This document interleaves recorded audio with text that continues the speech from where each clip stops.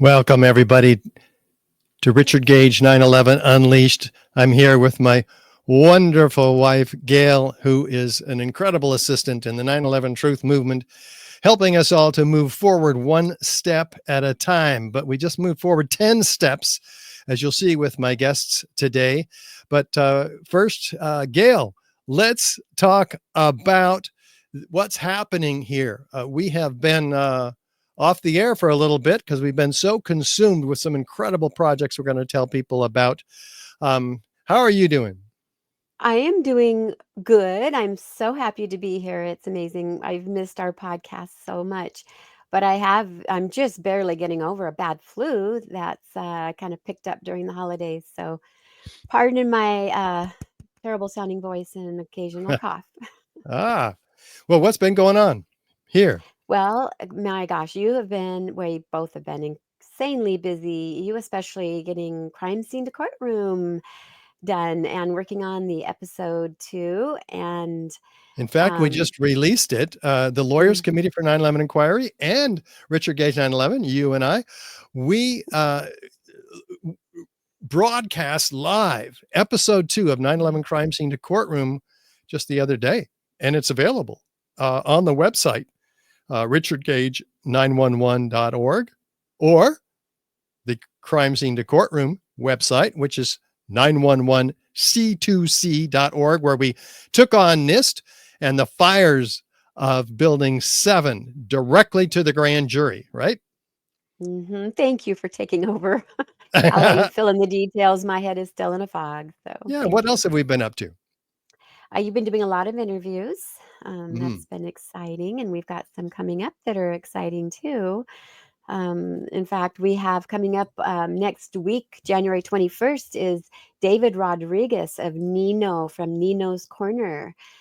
He is well, you explain. You're more into that kind of stuff than I am. World champion boxer, 36 Mhm. wins, no losses. And Yeah. 34 of those were knockouts. But he's more importantly for us than that.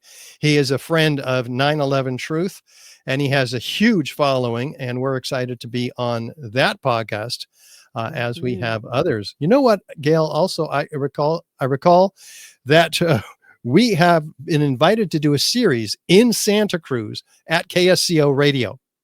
And Mhm. that is pretty exciting because we gave the evidence for Building 7 and the Twin Towers over almost 2 hours. And he wants us to come back and talk about the parallels between 9/11 and COVID. Yeah, they used the same game Yeah. plan. And also the parallels between, after that, a third interview, parallels between 9/11 and Gaza. Yeah, Gaza was He a wanted false all flag of it. operation. Huh? Yes, he He wants wants all all of of it. it. Yes, It's he it's does. pretty incredible.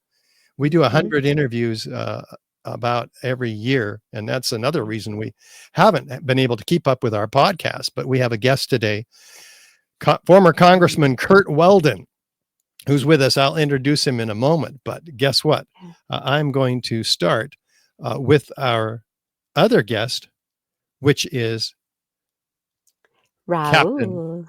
Raul Angulo. We've spent a lot of time with Captain Angulo. He's the former captain of the Seattle Fire Department with 38 years of service. He's written the textbook on how to fight fires in buildings.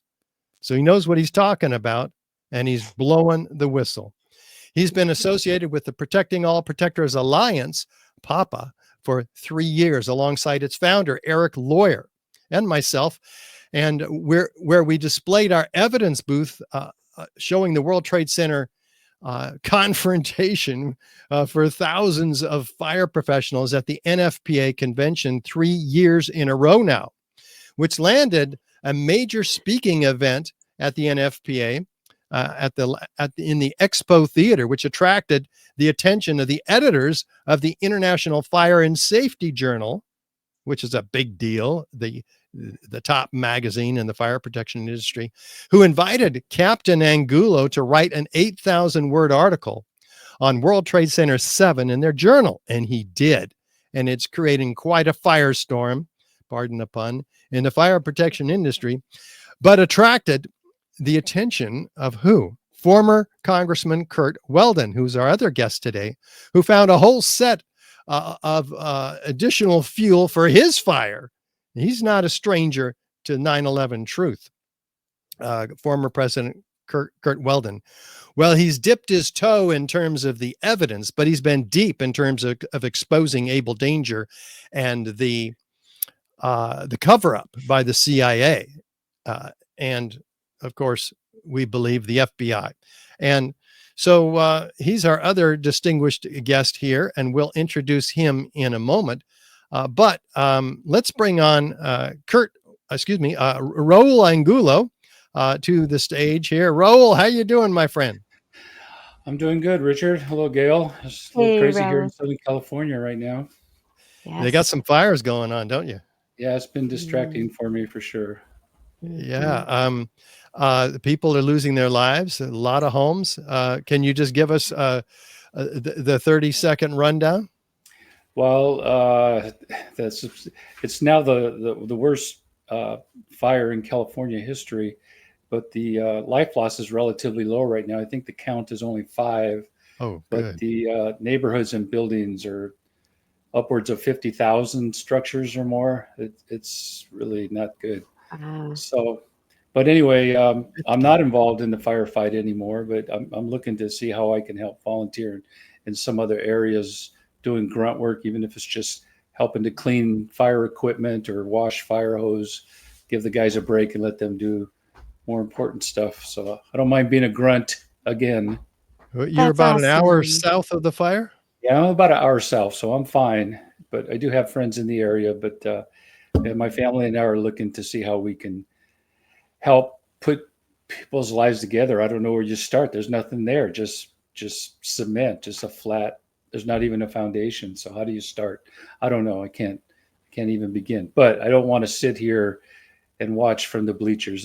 We'll try and do whatever we can. Yeah, gotcha. Mhm. Yeah. Well, before Congressman Weldon gets here, let's set up the situation. I gave a brief overview with regard to the Protecting All Protectors Alliance, but can you tell us how you first became aware of the controversy about these 3 high rises in the World Trade Center?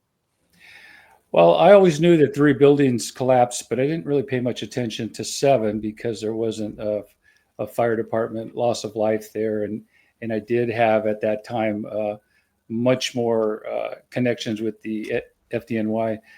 Um, so I didn't pay attention, and I got a lot of firsthand information hearing from my friends directly. So I never read anything. I figured I didn't need to read anything in print because I was being told by my friends what was going on. So when I wrote the Engine Company Fireground Operations 4th edition, which was published by Jones and Bartlett, and it's also in conjunction with the NFPA, it didn't have a high-rise chapter. And so I spent a considerable amount of time studying the existing books on high-rise firefighting and wrote an extensive chapter on modern high-rise firefighting. And that was it. I thought, the book was published, and it's the most comprehensive engine company book right now on the market. And I thought I was done. That was it. I was working on the Ladder Company book now, and I'm almost finished with the companion edition, Ladder Company Fireground Operations, 4th edition. But this edition got the attention of people that were in the 9/11 Truth movement. So when they contacted me, I was polite. I didn't want to be rude. And they were asking me, well, was I aware of the NIST report on Building 7, the University of Alaska Fairbanks report? Did I watch all the videos of the collapse? Yada, yada, yada. And I kept saying, no, no, no. And they were good questions. And so I wanted to know the answers. I was mainly motivated by protecting and defending my work. A textbook is not like a magazine article where you can just write an opinion. A textbook is telling firefighters, okay, here's how we're going to do it. And so I'm writing factual, reliable, truthful information that their lives are going to depend on what I'm writing. So I take that very seriously. And so once I did study the actual NIST report, which I don't think really the mainstream firefighters aren't even aware of what's inside, when I started comparing that one to the University of Alaska report, and the photographs, I got to say, that definitely didn't sit well with me. And the more I read, the more I was convinced that the NIST report, which is the official narrative on the collapse of Building 7, is not reliable at all. In fact, it's untruthful. There's a lot of misinformation there. What is You actually transpired? told this to the people at the expo 3 years in a row. You talked like this? I didn't. I was more cautious before because I was a little nervous going out on a limb. But once the truth is there and you start seeing it, and the veil is lifted, and there's this concept called cognitive dissonance, which you just reject anything that challenges your worldview. It's a natural defense mechanism. Oh, that's not true. I don't believe that. That's cognitive dissonance, and that prevents you from looking at any other material objectively. But once I did, I had to follow the facts and the science. And when I saw really firefighter lives are at stake. But here's the deal: they've never changed any of the procedures in most cities. It's still business as usual, and they don't take into account the collapse of Building 7. The NFPA 1700, which is the latest edition of Guide for Structural Firefighting, mentions nothing of Building 7 findings that were reported in the NIST, and the building codes haven't really changed, other than I think they did up the column rating for high-rise fires from I forget, Richard, you know more than I do. They went from 2 to 3 hours or 3 to 4 hours for columns, but they did increase the column rating. Yeah, 2 to 3. 2 to 3. Okay, right. Yeah.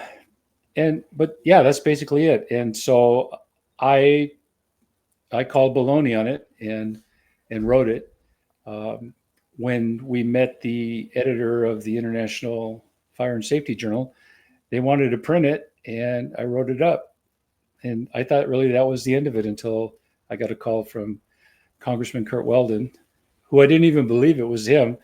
I would have hung up on him because I thought it would have been a fireman prank. But I have another fireman friend that said, hey, Congressman Weldon's trying to get in touch with you. He read your article and he needs to speak to you like today. And that's how it started. So, but I'm in it for the long haul now, and it's just time. We're coming on 25 years of September 11th, and we can't just honor these people with bagpipes again. I'm tired of the bagpipes. If we really want to honor the 343 and almost 3,000 people that died in September 11th, we need to honor them by really bringing out the truth. It's time. So I'm part of a team with Congressman Weldon to do just that. Well, how did you get connected with Congressman Weldon? He called me. He found me out. So somebody must have sent him the article, or he stumbled onto the article, but it moved him enough that he reached out and contacted me by phone. I don't know how he got my number, but that's pretty impressive. But he's a patriot. I'm a patriot. I love my country. He loves his country, and he's calling to arms, and I'm going to do my part. So I'm with him on this. Oh, this is awesome. We're going to, and I just talked to him on the phone. He's going to be here momentarily. Okay, Gail, could you let people know how to reach you with questions they might have for the captain or the congressman? Oh, you're on mute. There you go. You're on mute. I know I muted because I keep coughing. Yes, so if you're watching from Facebook, just go ahead and comment in the comment section under the video, and I'll see it. It pops up on my screen. And if you're on X, then go ahead and email me your questions. And my email is Gail, Gail, at richardgage911.org. So Gail at richardgage911.org. And I'll be checking my email regularly, and I'll copy and paste those questions over. And we just ask, please, hopefully there's no trolls or bots, but keep your questions in your comments, encouraging, uplifting, and loving, because if there's anybody on there that's doing otherwise, I will probably block you. So just a little heads up there. Don't get blocked. Okay. Hey, Richard. So we're waiting for the congressman, right? Yeah, he just Okay, arrived. We're going to okay. introduce him now. Well, let me just make this point. So it's Yeah. important too that, I have some other colleagues that have written textbooks out there.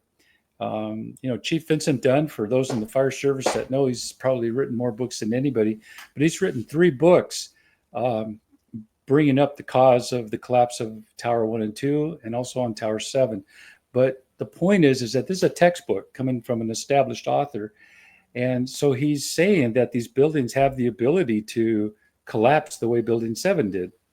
And that information is now on textbook. And so it needs to be challenged because his reference really is only the information coming from the NIST. And NIST is saying that this is the first time it's a phenomenon that we've never seen before, that we can have total global collapse from a fire-induced incident. In other words, they're saying fires, building fires, which the fuel load is office fuel loads, can generate enough heat to weaken the steel and collapse a structure, free fall in its own footprint. I couldn't believe that. But everybody's falling in line with the official narrative. My colleagues, and they're putting out not just articles, textbooks. And there's a new one out, High-Rise Buildings, that just came out from colleagues that are retired FDNY guys. FDNY is Fire Department of New York. And they're saying the same thing. They're saying usually buildings don't collapse. We've never seen it before, except, and then they bring Building 7 in as a case study, saying that they can totally collapse, but they don't tell you anything else. What are the warning signs? Do we change our strategy and tactics? What about the rescue procedures of defend in place? Those are no longer valid, or are they valid? Explain that and why it's relevant. Well, it's relevant because high-rise fires are the most challenging fires that we fight, just because they're high, and we don't have access other than the inside. And so September 11th is a wild card. So I don't use that as an example, but if you have a high-rise fire in a building with 300, 400, 1,000 occupants, the buildings are designed to withstand the fire. That's why when our standard procedures are to move people away from the fire floor, maybe down 5 or 10 floors where they're safe, and then move them there, and certainly floors above the fire, but they're designed to sandwich the fire on the fire floor. We don't want to empty a high-rise building with 1,000 people, 2,000 people. It just creates chaos. Where do you put them? It interrupts fire department operations. You got people coming down the stairwell while firefighters are going up. And where do you put them? What happens if it's snowing outside, raining, elderly, wheelchairs? So we don't want to, we call it dump the building. That means everybody get out, run for your lives. No, the buildings are designed to move everybody to a safe area, and they'll be fine until the fire is contained or extinguished. Just think of a hospital. If there's a fire in a hospital, they don't empty all the beds out. What do? They move the beds to an isolated area within the whole structure of the hospital. That's easier to understand. We certainly can't put beds out in the parking lot, people hooked up to machines. No, you move them and you isolate the people from the fire, and the buildings are designed that way. Gotcha. So that's what defend in place means.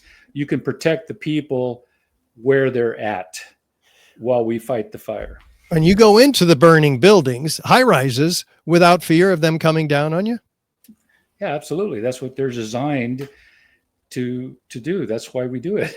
But all of a sudden we have Building 7 that can come down on you if you're not careful. Right. Okay, we'll get into that. We don't really focus a lot. I mean, in the overall picture, we focus on Tower 1 and 2, but the reason why Building 7 is so important is because it wasn't hit by a plane. So let's isolate that case study, and we can really talk about the fire dynamics within the building and apply the physics and the science. So that's why 7, we keep talking about 7, and they go, well, what about 1 and 2? Well, 1 and 2 was hit by jetliners, and that creates a whole different scenario. And we'll talk about that. I want to introduce our next guest, who we all have been inspired by. Congressman Curt Weldon is not a newcomer to the 9/11 Truth Movement. He's been at it for longer than me. Actually, as a congressman, fighting the bureaucracy and the deep state, as he'll indeed call it himself. He served 20 years in the House of Representatives from 1987 to 2007, where he was vice chair of both the Armed Services and the Homeland Security Committees. A former volunteer firefighter and chief, Weldon is renowned for his pivotal role in exposing the intelligence operation Able Danger and authoring 2 critical books on national security and first responders, Countdown to Terror and Awakening the Sleeping Giant.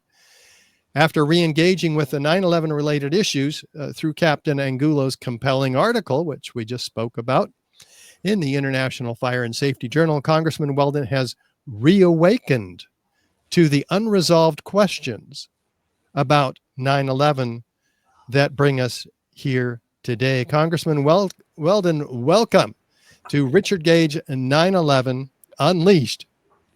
Thank you, Richard. It's a pleasure to be with you, and thank you and your wife and your supporters for doing an outstanding job and making sure that we're not going to stop until we get the full truth, which has been my mission. We're excited to hear you say that. Now, regarding the 3 towers, did you have questions about them originally, and or when did you become aware of this and how? Well, first of all, I was in the Congress, the founder and chairman of the Congressional Fire EMS Caucus, which became and still is the largest caucus in the Congress. My co-chairs were bipartisan: Hoyer, Biden, McCain, Gore, and dozens and hundreds of other members. So I went to every disaster pretty much within days, within hours of the disaster. In the 93 attack, 8 years before 9/11, Fire Commissioner Howard Safer invited me to the World Trade Center. I spent the day at Ground Zero going through the parking garage of the tower that was hit back then by a bomb. I went through it with ATF and the agents that were there, New York City Fire Department, and a young fire officer who became a good friend of mine. And his name was Ray Downey. Ray was a retired Marine, 5 children, and Ray and I collaborated on what we could do so this never happened again.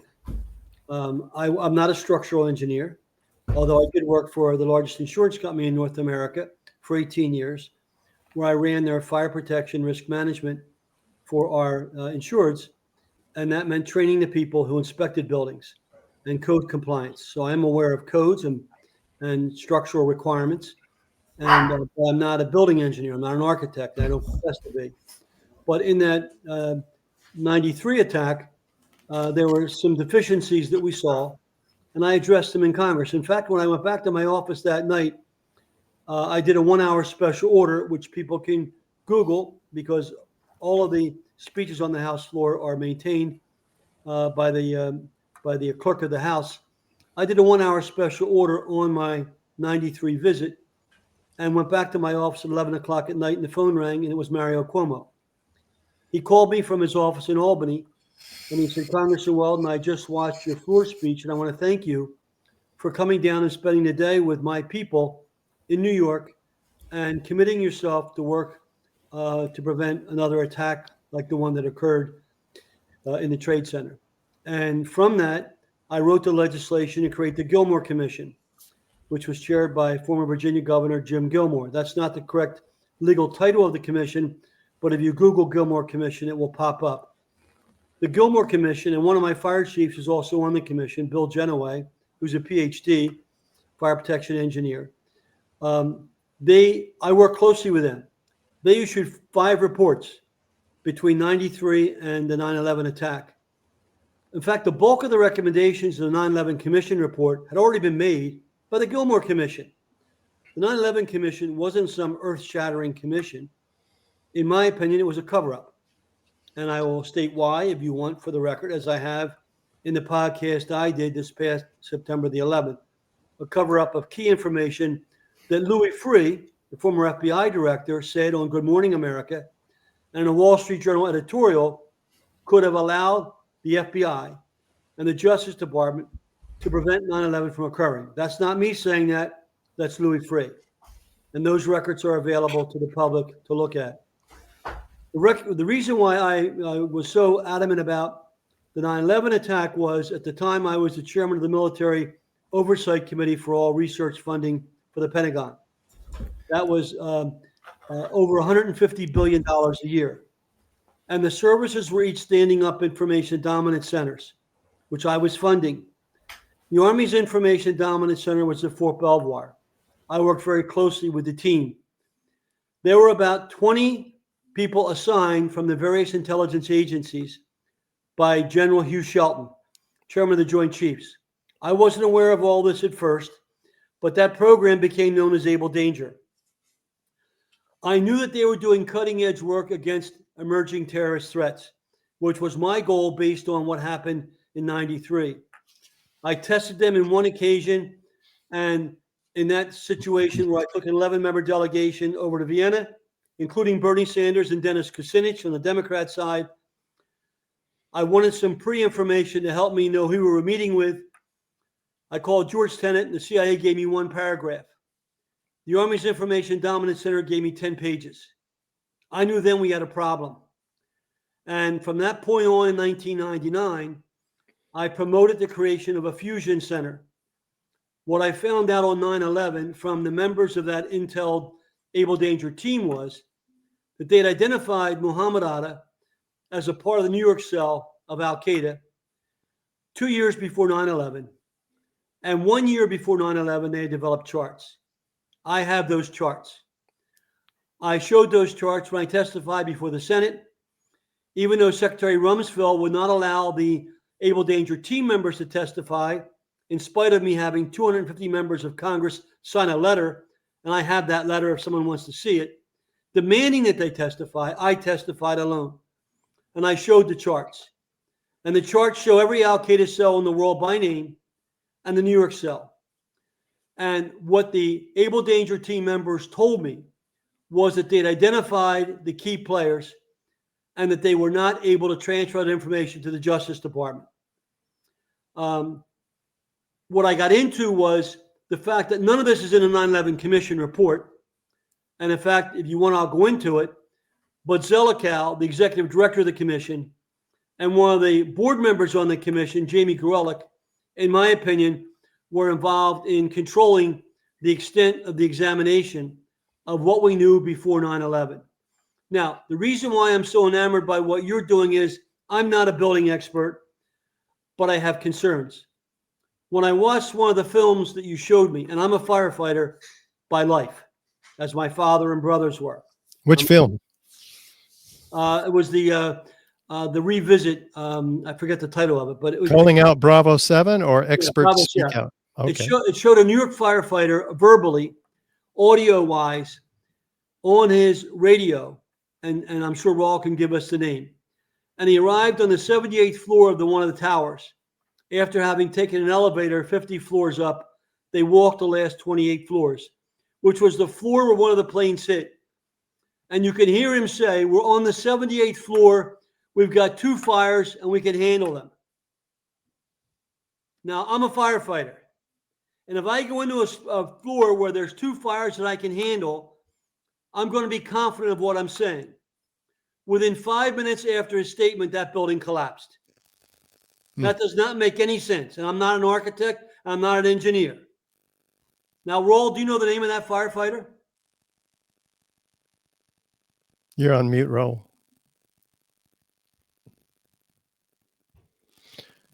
And so while Raul's finding his mute button, let's be clear here with the precious little time that we have with you, Congressman. Because you've asked, you have another interview in 25 minutes.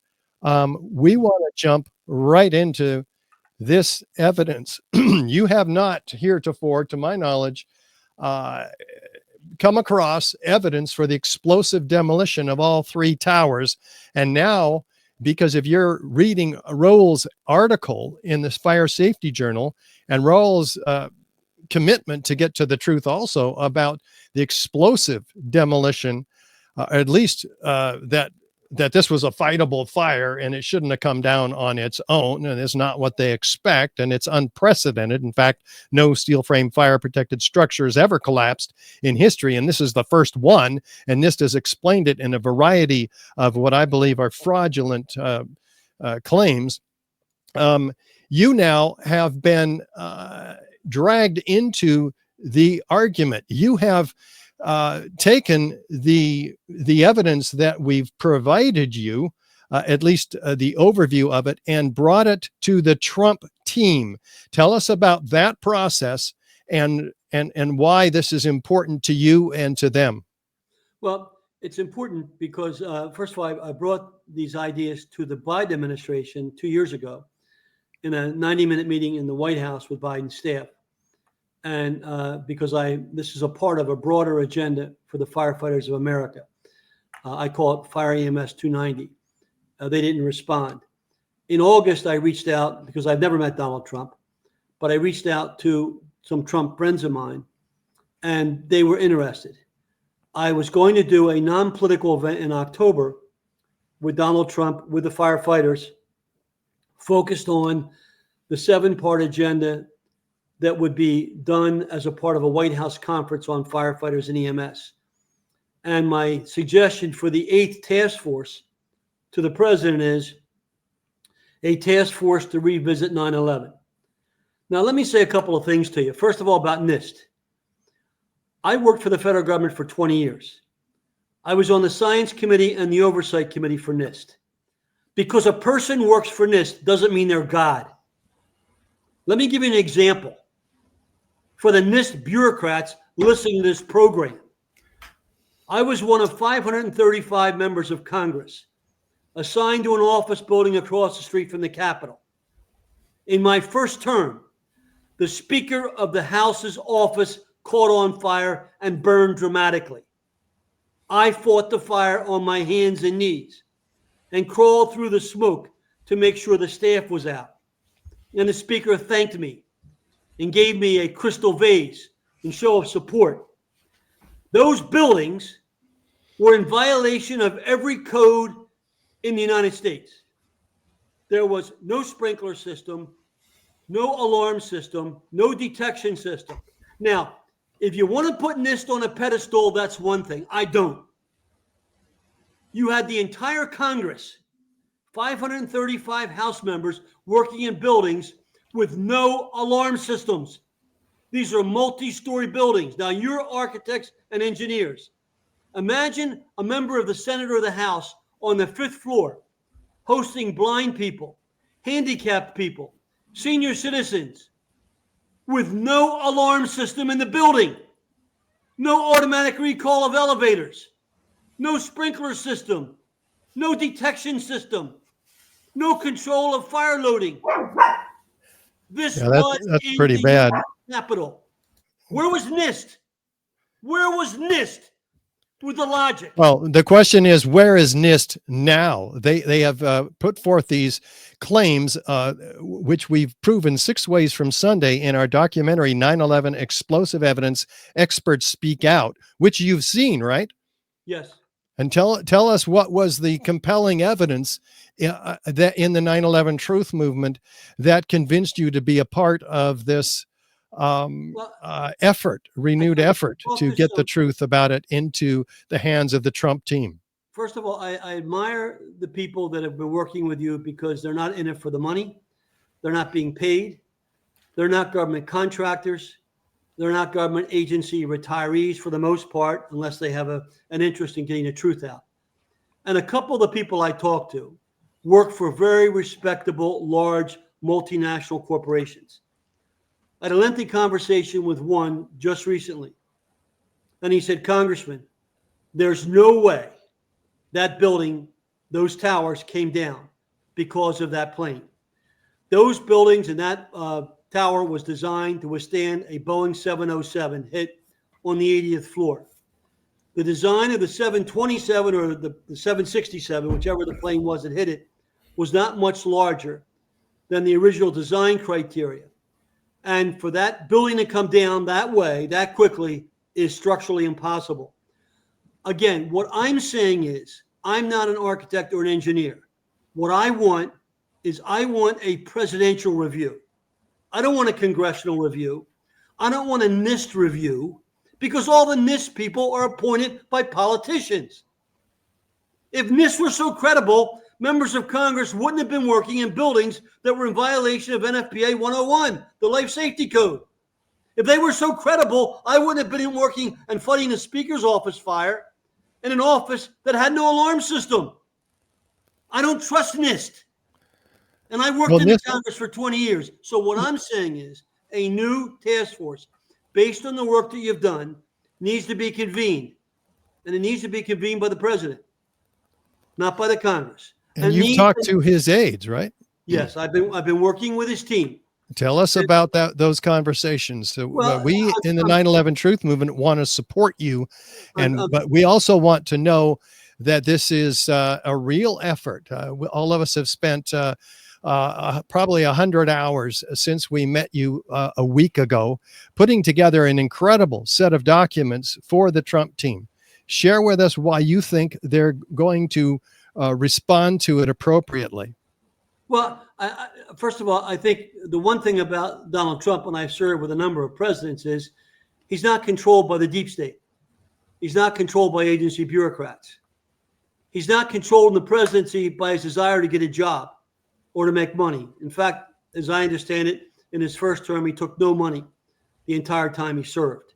He's motivated to do the right thing. And I've never met the man. I don't know the man.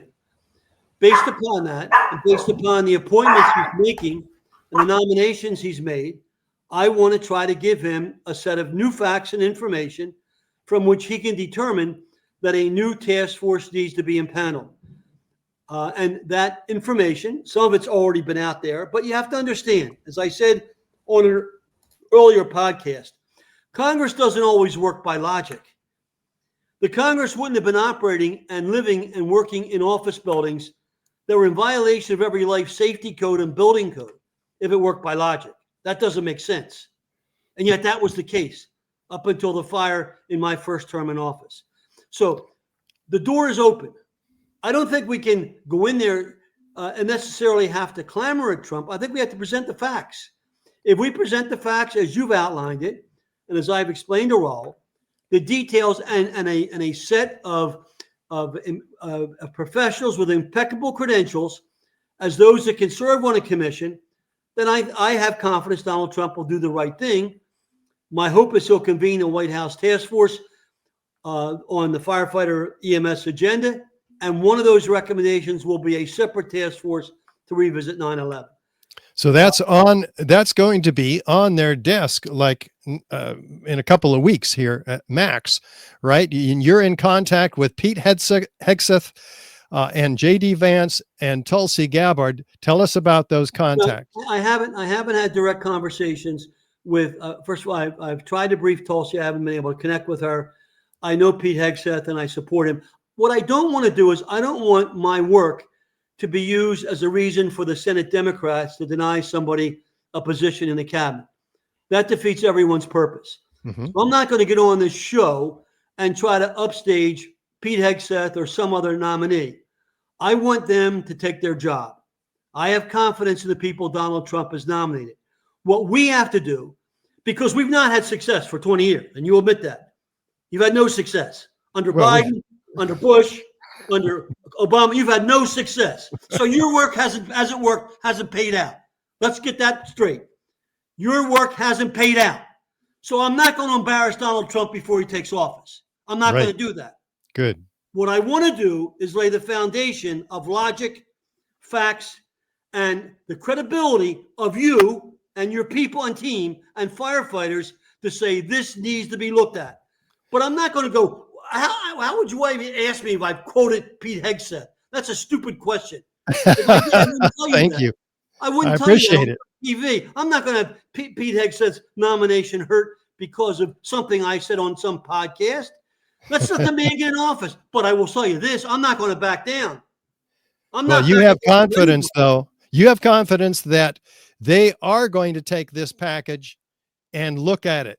You have that confidence. Have they asked for it? No one has asked me for this. What I offered, I don't need people to ask me for stuff involving the fire service.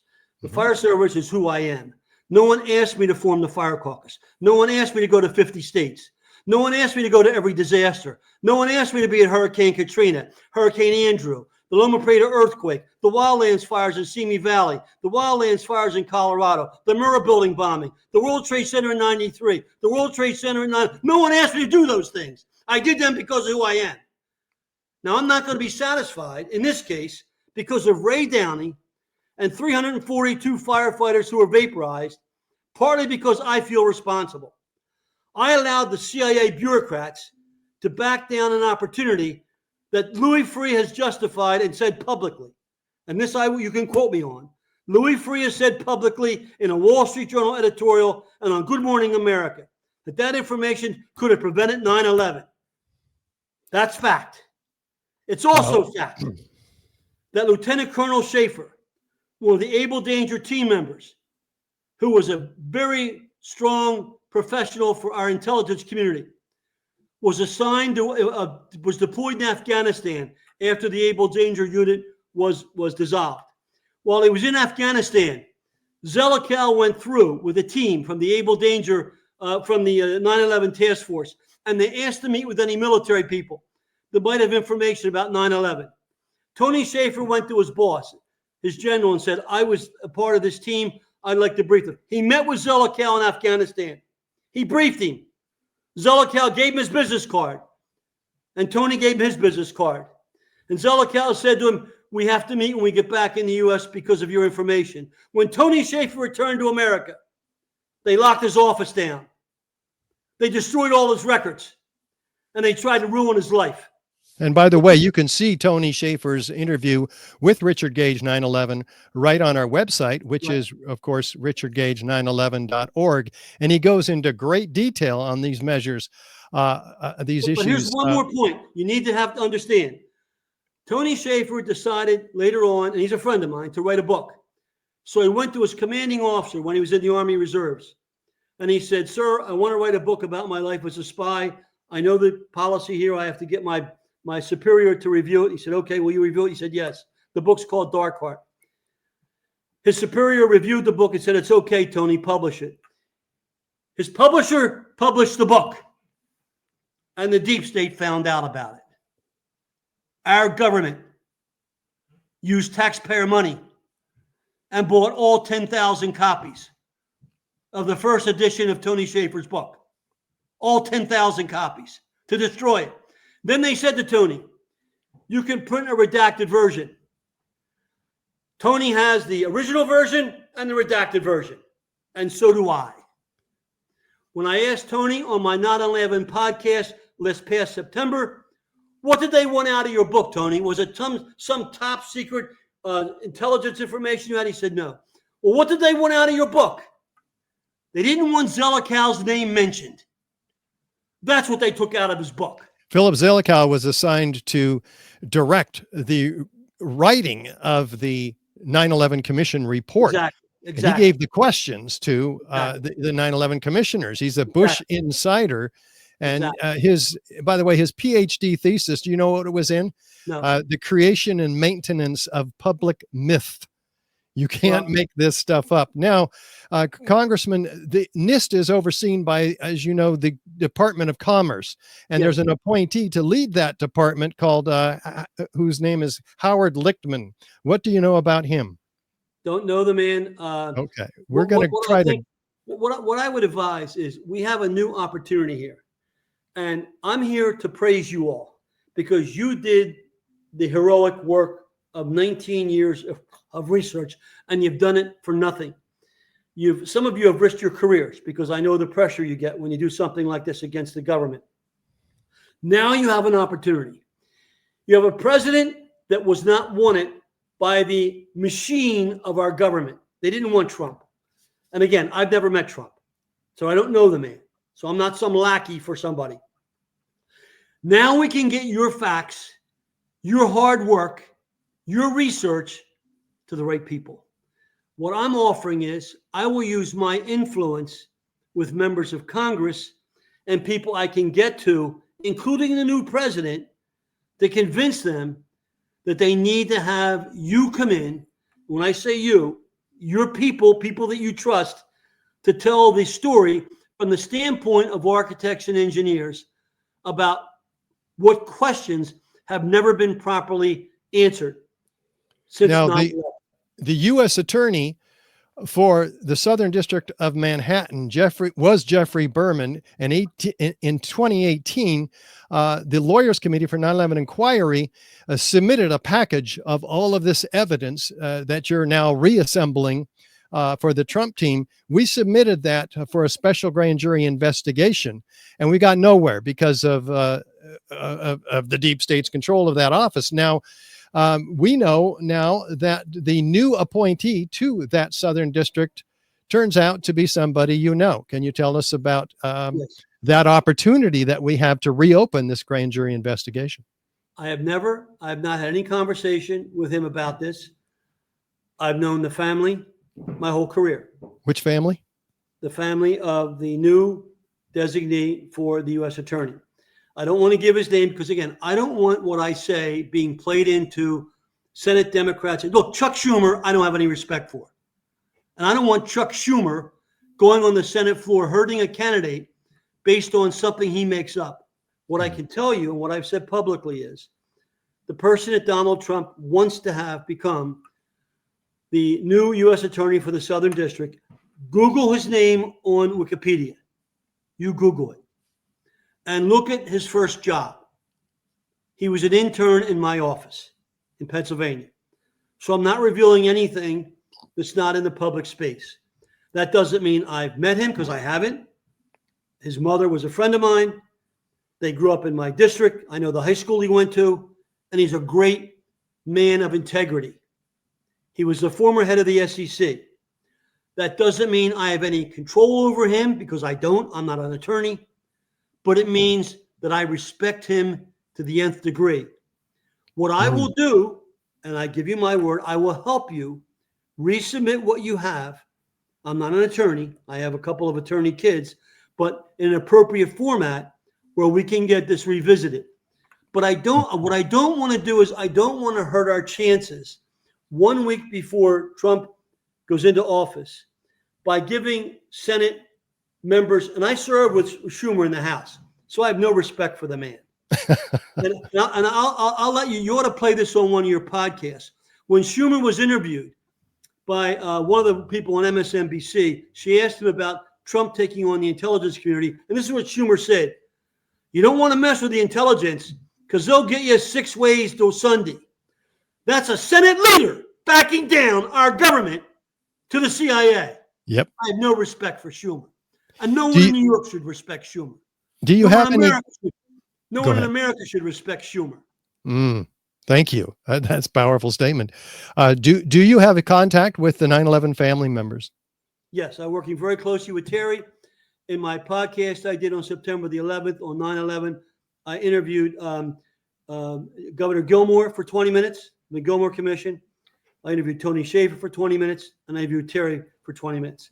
So I've offered to support them any way I can and encourage them. You know, again, we have to understand, we're not going to win this debate with the public by logic. What I've offered to do, what I'm trying to do now, I want to get on some, and Raul's helping me. I'm willing to go on some national podcasts. I want to say one more thing to you. After I left, and I was forced out of Congress. And I'm not going to go through the details of the story, but I was forced out because I was going to be chairman of the Armed Services Committee.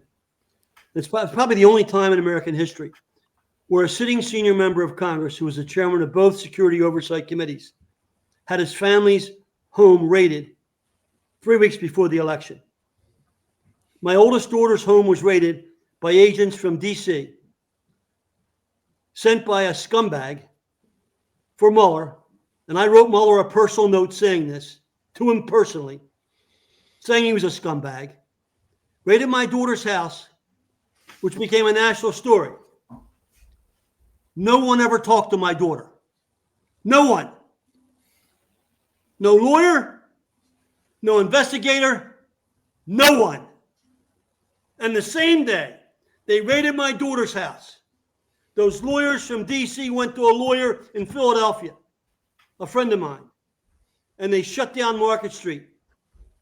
What they didn't bother to check is that lawyer at the time was working for FBI counterintelligence against Russia that I had arranged 2 years earlier. So you had two sets of agents in the same office at the same time. One telling the lawyer not to answer any questions, it was political, and the other said from Washington, not knowing why they were sent there. And obviously they were embarrassed. I know the whole story. I know who did it. And a few years after that, Dennis Kucinich, my friend from Ohio, liberal Democrat, asked me to meet with the most prominent investigative reporter in the country. I won't name him, but you can figure it out. You remember the Pentagon Papers? I met with this reporter. I said, you have permission to publish nothing. We met for 2 hours in Washington. I showed him what I have. He said to me, you have one hell of a story, Congressman. I said, well, I'll take a lie detector on anything I tell you. He said, let's meet again. We met 4 months later. He said, I have verified every fact in detail you told me with my sources in the agencies. Brennan and Clapper wanted you out, and they went to Mueller, and they asked Mueller to do a favor. Now, why was that done? Because I was next in line to chair of the Armed Services Committee. I would have had unlimited subpoena power. They knew I would have done an investigation of 9/11 and 4 other investigations that they don't want brought out to the American people. I'm not backing down. You know what? On your show, I'm telling you today, all they can do is kill me. And if that happens, then this country better go crazy. Because no deep state anonymous bureaucrat making money has the power to disrupt and decontrol our country the way we've seen it over the past 20 years under both Republican and Democrat administrations. And I want to add one more thing. They ruined my election in October of 2006. I couldn't overcome that. I figured maybe my daughter had done something wrong. So I canceled all the ads. They never talked to my daughter, ever. Never. No one. 3 months later, George H.W. Bush, President of the United States, very well respected. The former head of the CIA did a public tribute to me in Washington in front of 2,000 leaders. If any of your viewers want it, I'll send it to you. Raul, you've seen it. And George H.W. Bush said, Congressman Weldon, you're the kind of leader this nation needs. You left the country stronger, better, and safer. Now, that wasn't some local person off the sidewalk saying it. That was George H.W. Bush, the former head of the CIA. We've got a problem in this country. And the only person I think right now that can come to grips with it is Donald Trump. And let me give you my greatest fear.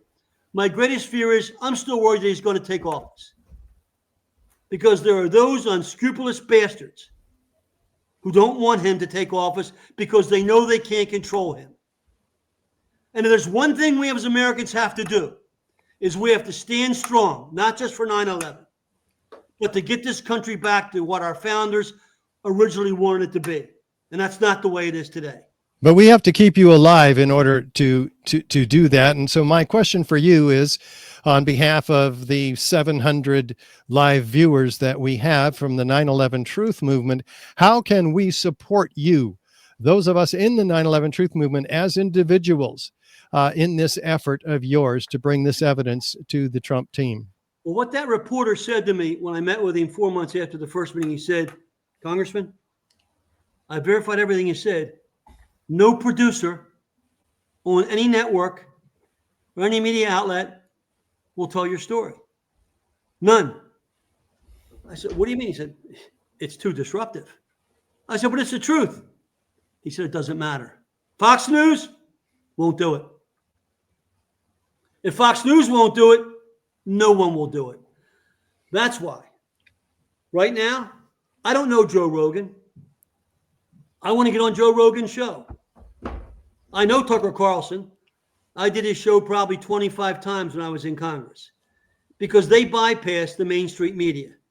You know, I know George Stephanopoulos. George Stephanopoulos was a floor boy when Dick Ephardt was in the House Stephanopoulos used to run the notes all across the House floor. He's no big brainiac. But he's got the mindset of a Democrat operative. And that's got to change. And I'm not afraid to say. It really does. What can we do as individuals in the 9/11 truth movement? Anything? Continue to tell your story. Be strong. Don't allow yourself to be labeled as conspiracy theorists or as, crazies. You're doing this. And here's the key thing. When I gave the speech in California to their fire chiefs last year, I said, forget about the political parties. They're 40% supported, 45% supported in every state. Police, which I support fully, they're around 50% supported. Some people want to defund the police, which I think is outrageous. The military is about the same. In every poll, in every district in America, firefighters and EMS are 98%. Reinvigorate your support with the fire. This is who took the heat. I'm not saying anyone else didn't die, but the 343 firefighters were the ones trying to save everyone. I'm not going to let anything stop until those 343 firefighters and Ray Downey at the top are vindicated for what they tried to do. And I'm not going to let some nameless, faceless bureaucrat sitting behind some desk in some dark room control the narrative of this story. All I want is the truth. That's all. And if, in fact, the truth comes out and they disprove what you said and disprove what I said, then so be it. I'll live with that. And how can Captain Angulo help? Well, he already is. He's rallying the fire service. He's telling it from the firefighter standpoint. You need to continue to work with the professionals, the architects, the engineers, the business leaders. I've already talked to some of your members who are corporate leaders. They're from, I don't want to mention their corporations, just like I don't want to get involved with people being nominated because I don't want their careers being hurt in corporations. Look, the people that are out to silence this, they have tentacles all over the place. And believe me, I know those tentacles. We can't let that continue. That's got to stop. They're making money. They're making money off the backs of people that have paid the ultimate price. And to me, that's unacceptable. I'm a teacher. I taught school in Pennsylvania for 7 years in poor communities, and I told the kids that anything was possible. But your only limitations are those that you self-impose. Remember that. Your only limitations are those that you self-impose. Keep Captain that in mind. Raul, what? Yeah. No, I was going to tell the congressman that battalion chief's name was Oriole Palmer. That's right, Oriole Palmer. That's Oriole it. Palmer. So what I'm doing is helping the congressman by putting together the key firefighters and national fire service leaders, as well as organizing the structural engineers and the legal people that have helped you, Richard, in the past. And we're going to do a multi-pronged approach to give this information to the congressman as he goes forward, basically giving him the information that is conflicting information between the official narrative, primarily, which is from NIST. That's really the only documented narrative, and our information, which is standing on the foundation of the work that came from Professor Halsey and the University of Alaska Fairbanks. But we're going to bring out the issues regarding structural engineering and firefighting that were either omitted, neglected, ignored, suppressed, or deliberately buried. And that's the platform that we're going forward with to give to Congressman Weldon to move forward. So that's what I'm doing. I'm organizing that part of the team for his multi-prong approach to ask for this task force. Well, I think a meeting between your team and especially with the University of Alaska should be with Senator Murkowski. She's a very influential Republican member. I work with her father. I was up with her father when the Exxon Valdez went aground. I spent the week up there for that disaster. I will attend that meeting. If the meeting has to be requested by constituents. Okay. If the constituent firefighters in Alaska request the meeting, let them brief her on what the University of Alaska findings are. I will attend, and let's have a civil discussion with her because she's a very bright, very influential leader who will play a critical role in the new Congress. That's a very important thing that can take place. Well, we could do that, and Professor Halsey is a resident and constituent. He lives in Fairbanks, so there's that. Okay. Also, we do have a note to the producer for Tucker Carlson So, Congressman, that could be happening sooner than you think. All right. And all I can say is thank you all profusely. I'm sorry if I lose my my passion, but it's very important to me. You know, I've seen too many firefighters die. I brought Ray Downey's widow and 5 kids down in my district one month after 9/11. I got a luxury bus to bring him down, and we had 50,000 people honor them as an American hero. They never found Ray Downey's body. It was vaporized. And that's not right. It's not fair. I don't want to hold anybody accountable. I don't want to put anybody in jail unless they deserve to go to jail. But I want the truth. Yeah, I want we the got to truth get at it. all of those people. Finally, before you run, Congressman, what part of the evidence that you saw in the documentary 9/11 Explosive Evidence Experts Speak Out hit you the most, was the most compelling for you, or Well, 2 or 3 of them? The visuals of the collapse of the Building 7 obviously was just overwhelming. I never paid attention to it. And I was there. I was at ground zero within 2 days of the event happening. The visual evidence that you have, and the fact that they never allowed any forensic work to be done on the steel, that the steel was moved so quickly where it could not be analyzed. I never knew that. I never realized that.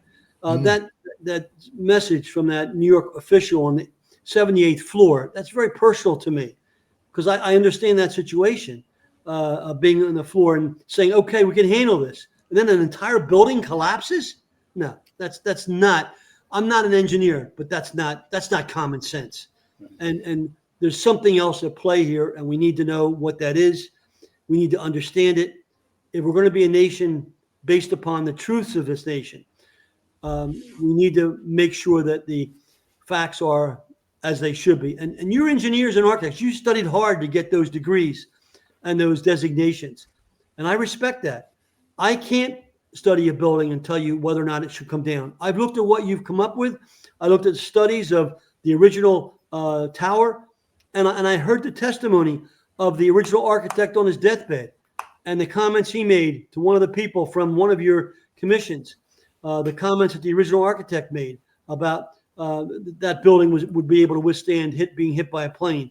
And all of that together tells me there's something fundamentally wrong here. Mm-hmm. It's just, and for NIST to be the basis for all this, I want to bring the NIST people in and put them on the grill. It's like, it's like now we know what Fauci did. Look, we put Fauci on the same pedestal. Look at Fauci's reputation now. Nobody wants to acknowledge the guy. And we're honoring NIST? No, sorry, it doesn't work that way. It's time to hold NIST accountable the same way we've held our government accountable during the recent COVID crisis. And that's why Donald Trump's in office. Freedom isn't free. It's costly sometimes. Exactly right. Keep up the fight. Takes a lot of effort. Now, do you have another interview you have to run to, or can you stay with us? I can stay on for another 5 minutes, and I got to go to another interview. Oh, awesome. Because let's jump to you, Captain Angulo, and tell us about these specific lanes of expertise that you are assembling to provide to the congressman, to provide to the Trump team. Well, like I said, I established 4 lanes. The first one is putting together the structural engineers, which Professor Halsey is a key person. And we're going to present the information as simple as possible so Congressman Weldon can present it to the Trump staff. It's very easy to understand. And from the structural standpoint is that this building couldn't have come down by fire, and the amount of heat generated from office fuel loads, meaning paper, desk, computers, everything you find in an office doesn't generate the heat sufficient and sustained to melt and collapse steel. And the other one was saying the only way this building can come down free fall symmetrically in its own footprint is to simultaneously remove the interior and exterior columns on a horizontal plane. Well, how do you do that? It doesn't happen by fire, and it points to the use of demolition. For the firefighter standpoint, all the questions that we have to ask regarding the rescue of Barry Jennings, the amount of fire that was seen, the order to not go in and fight it, and then again to have that building collapse in free fall. So we're going to bring to him the conflicting information from a firefighter standpoint. There's a lot of evidence on the, you bring that up. It's a trapezoid building. For example, I don't know if the congressman knows that, but 7 is a trapezoid. It's not a rectangular building. And so if it were to collapse, it's going to collapse on that narrow side, meaning it would tilt. And so just the shape of the building for it to fall symmetrically the way they did is almost physically impossible. So these are the things that we need to bring up. The use of explosives and the high temperatures to melt steel, to have witnesses say they're looking at molten steel flowing like a foundry or like lava. Well, office fuel loads don't create the temperatures to melt steel. And then finally, there's a whole bunch of issues on the legal and financial side. Follow the money. What was the financial incentive surrounding these things? These are all questions that need to be asked, and the country is never going to heal. This isn't going away. We're still talking about it 25 years later. It's not going away until these questions are answered. And we're going to do our part to follow and support the leadership of Congressman Weldon. Well, this is incredible. Congressman, we want to thank you from the bottom of our hearts for stepping forward, and sorry to put you on the hot seat. And I'm glad you dealt me back exactly what we need to understand in the 9/11 Truth Movement, that this is one step at a time, and we have to take each step in turn so that we don't sabotage the efforts that you're trying to make. We really get that. Yeah, a guy like Chuck Schumer, he doesn't want this to happen. He doesn't want anything to happen. And again, when he made the statement, he said, and if you want it for your show, it was on MSNBC. Imagine the leading senator in our Senate saying, you got to watch dealing with those deep state people. They'll get you anyway 6 ways to Sunday. That's what he said. Mm-hmm. This is America. Have you seen that quote he made? I've seen it. Yes, I have. Oh, yeah. He shouldn't be in the Senate. Yeah. He should be out peddling icicles in New York City. Yeah. And Chuck, I hope you hear me, you bastard. Oh. Well, we're only going to get one shot at this, and the congressman has made that clear. The political climate is right.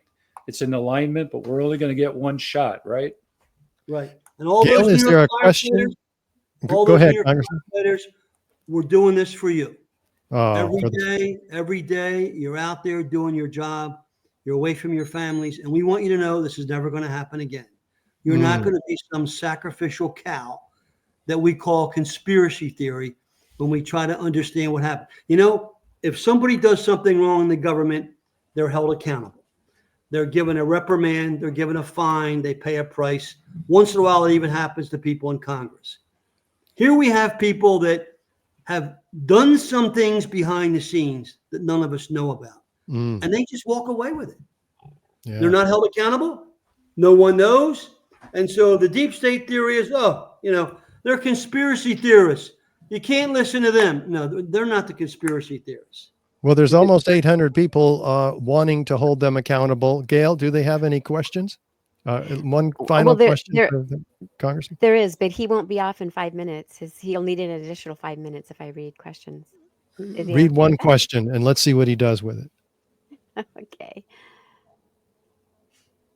Hold on. All right. I'm so pasting it over from the email. Right. I've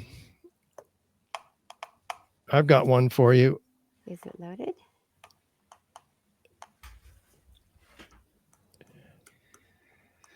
By the way, Congressman, we're going to have that paper to you shortly. We're just about wrapped up and consolidating our points to present to you to go forward. So yeah, Richard Gage 9/11 has put our entire 2-hour presentation into a 100-page document, which is mostly pictures, fortunately. I look forward to getting that into the hands of the Trump team, you getting to it into the hands of the Trump team. And we'll post that, by the way, for everybody on our website, richardgage911.org. Gail? All right. You ready for the question? Yep. Sure. All right. I attended a presentation by you to constituents in PA where your answer to Pennsylvania. whether you hold government forces did 9/11, your answer was, I wouldn't put anything past them. Do you believe, as I do, that the deep state made sure you were not able to get reelected because of your investigation of 9/11? 1,000%. Mm. Remember, 3 weeks before my election, all my elections were landslides, 10 times.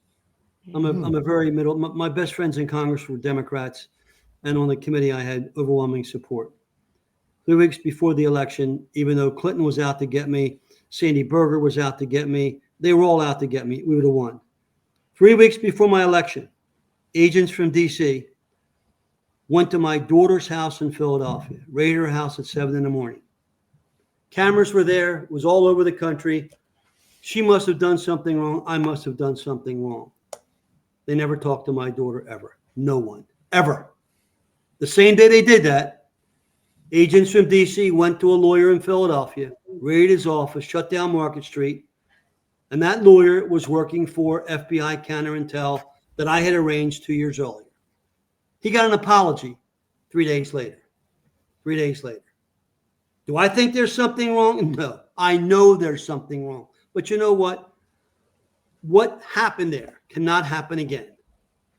And it's outrageous because, you know, the things that we know, and these are innocent people who were doing their job, working in the Trade Center towers, and the firefighters on duty and the police officers, and to have them all massacred the way they were, and have the lip service and the lack of accountability, and then this commission, and Jamie Gorelick was on the commission, and in my podcast I show the document that she produced as an attorney for the Clinton administration in the late 90s, where she established a firewall that said you couldn't transfer military intelligence for civilian law enforcement. She wrote the document, and the Attorney General from New York publicly criticized her for that.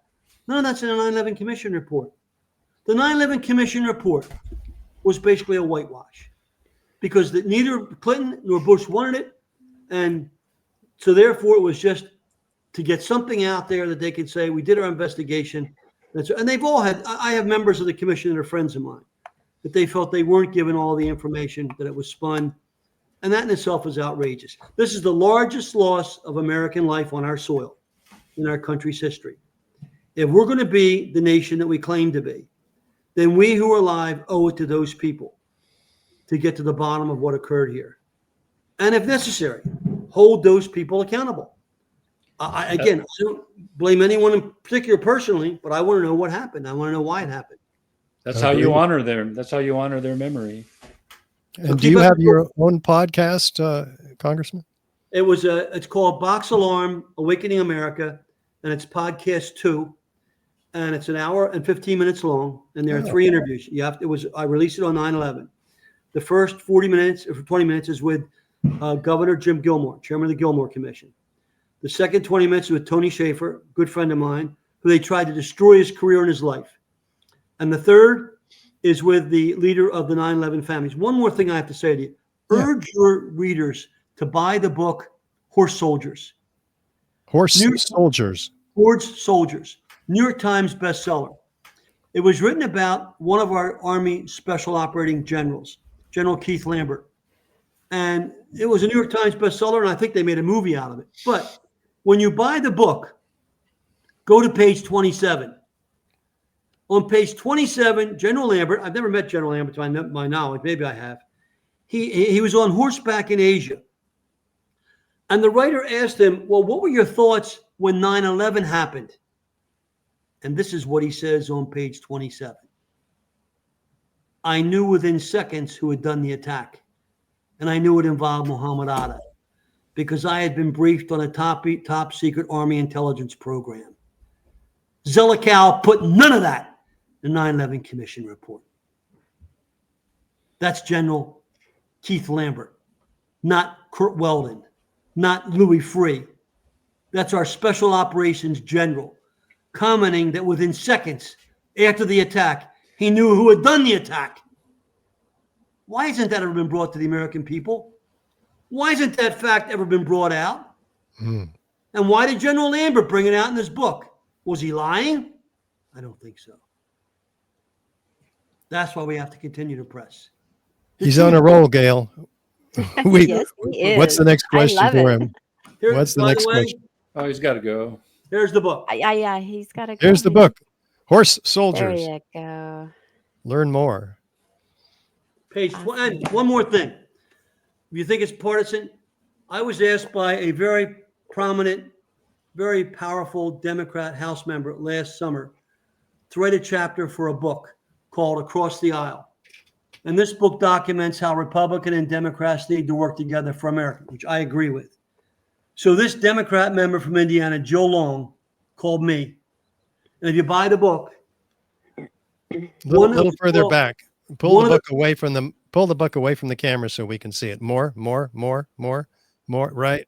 And It's the oh, wow. green screen. Gee, it just does not. Oh, it's got some bluish green on it. one There of it the- is. One of the chapters in the book is called Public Safety is Not a Partisan Issue. And I wrote it because the Democrats supported everything I did.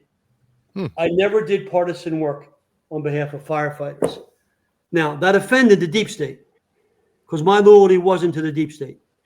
My loyalty was to the firefighters, and it still is, and the emergency responders of America.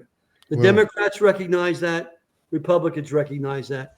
We need to give Donald Trump the tools to let him do what he does best. Whether you agree with Donald Trump or not, whether you like him or not, he will be the only leader that can get to the bottom of this. And again, I've never met the man.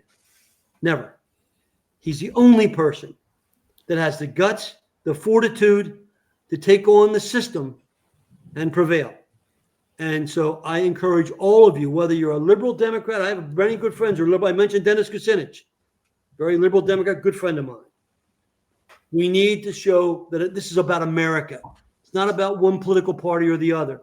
This is the future of America at stake. And you've been at the heart of this for 20 years, so I have to continue to applaud you. Everybody else was making fun of you and saying they're crazy. You stood tough, and that's great. That's what we need. Well, there's a reason that I did, because we have 3,600 architects and engineers now signed on to the petition demanding a new investigation of these 3 skyscrapers and their explosive demolition.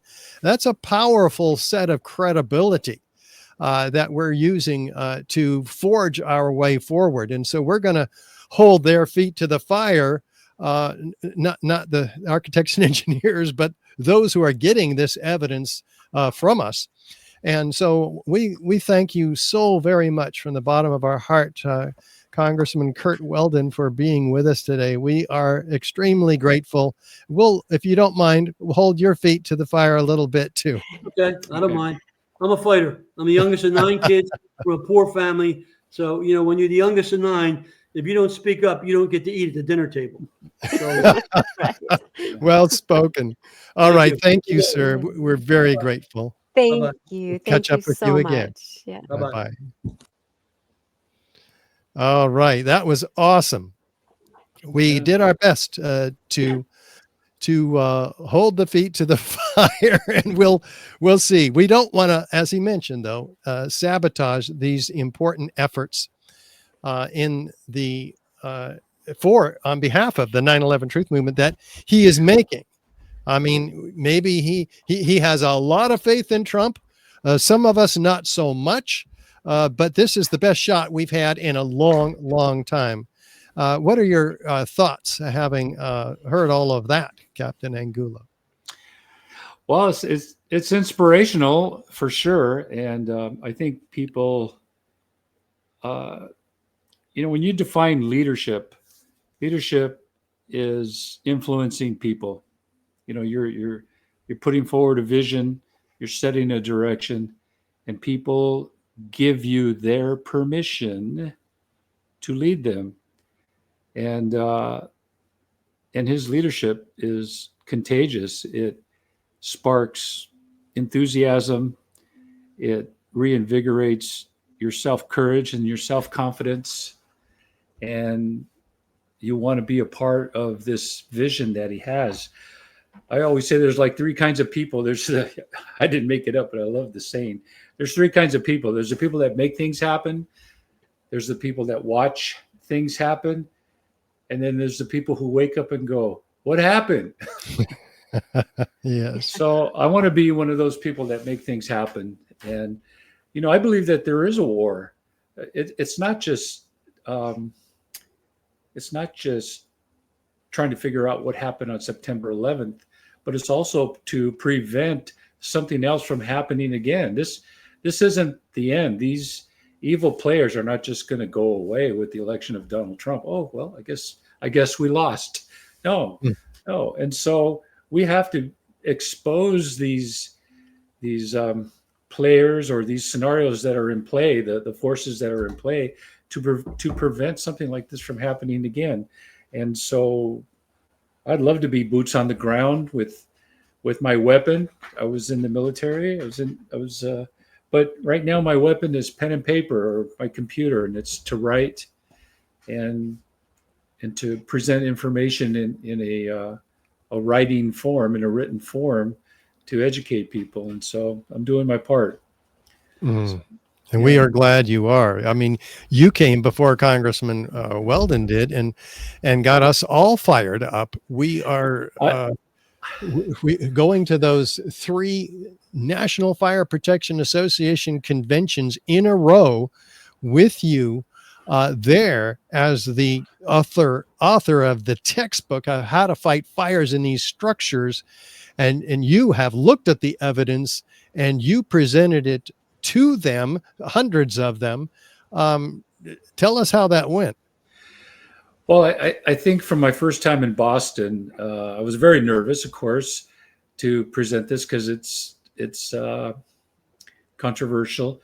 But really, it was meeting people like you. I mean, you're like Weldon said, he was talking about the being labeled a conspiracy theorist. There's plenty of people that didn't want me to be involved with this. They said, protect your reputation.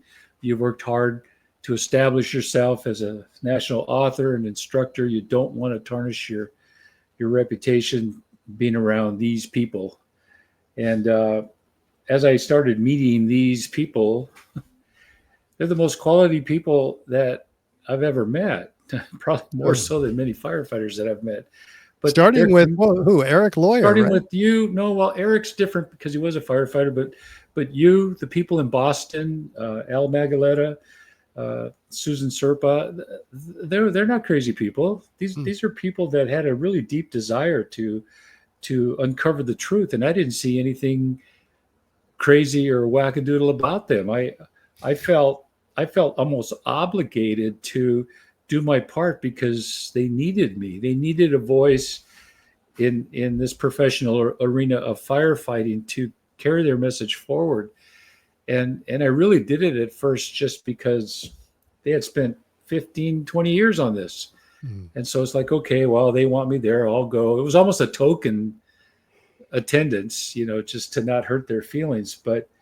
And then as I met more and more people and more people wanted to talk to me, and by Orlando, This is I was the third just convention you went to. and it's like I can see now that there's a big lie here, and if I don't do my part to try and uncover it and educate people, then in some essence I was almost being complicit. And I'm just not that kind of guy. I'm a warrior, I'm a fighter, I'm a patriot. I don't want to be on the bench, and so I'm doing my part. And somehow, just with writing that long article, that was a hard one to write because 8,000 words is really long. I mean, the majority of people aren't going to read it.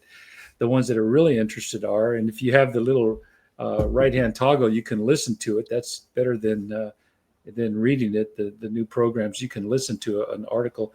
But what I was going to say was the editor said, well, we'll put it on the web first, complete, uncensored.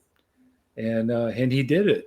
And I really didn't expect it to get the traction that it did, but I've heard from a lot of leaders since then, and they're willing to. No one's really against calling for a new investigation, but things start coming to you. And one of the things that I said that really resonated with people. It's like, look, if you attack me, you're really attacking the families, because the people who aren't afraid to look at the evidence objectively are family members.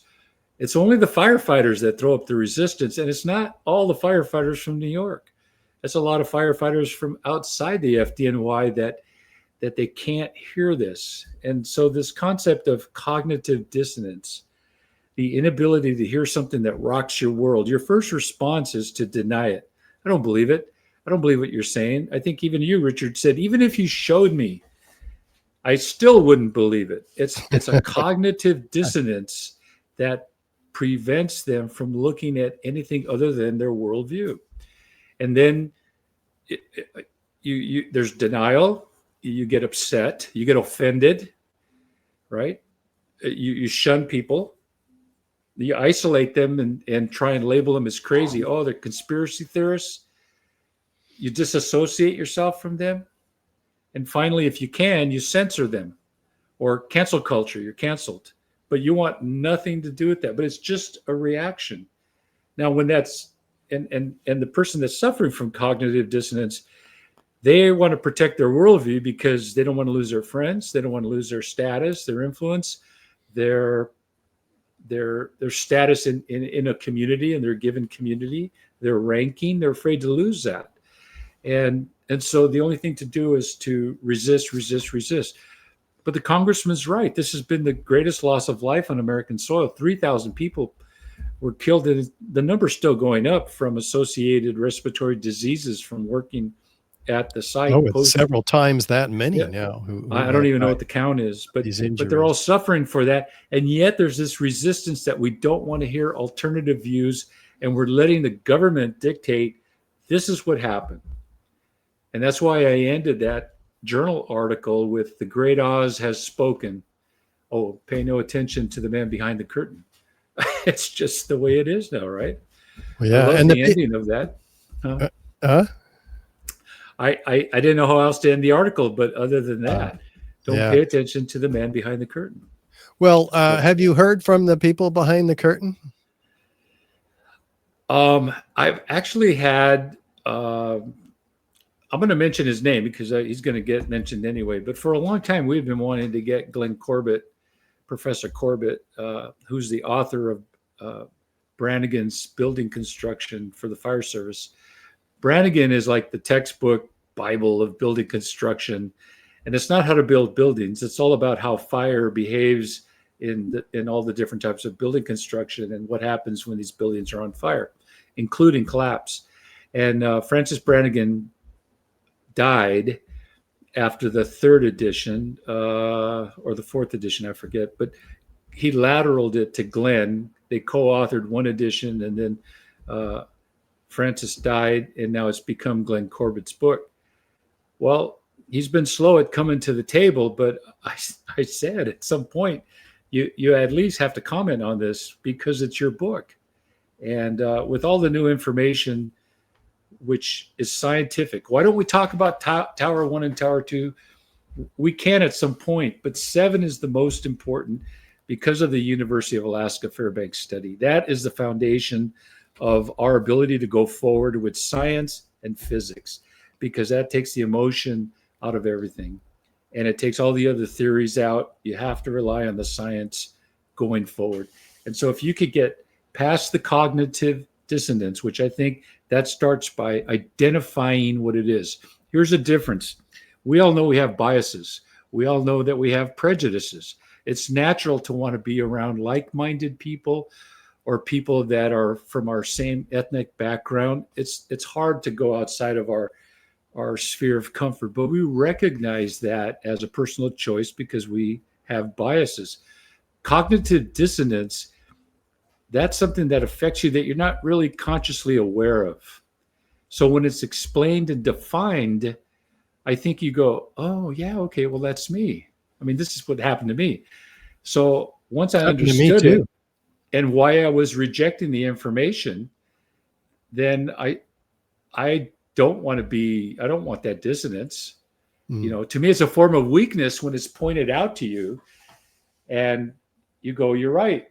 That's me. okay, then put that aside and let's look at this subjectively. And well, let's look at the that's evidence, which kind of transcends that right. quite a bit. Well, it's important because it reflects on our government, right? And if they're complicit or they had something to do with it, the government that's who protects us. I mean, look at what's happening in the wildland fires right now in Los Angeles, right? There's another classic example is that we feel as a society, as a community, that, oh, if this happens, the government will protect us. And now when they can't, they're in shock. I saw this one poor guy saying, there's no fire trucks here. Well, I know, because there's not enough. LA is a big place. There's not enough. But in his mind, he doesn't understand that. He thinks, I have a fire. There should be a fire truck here. Why isn't it here? That's his worldview.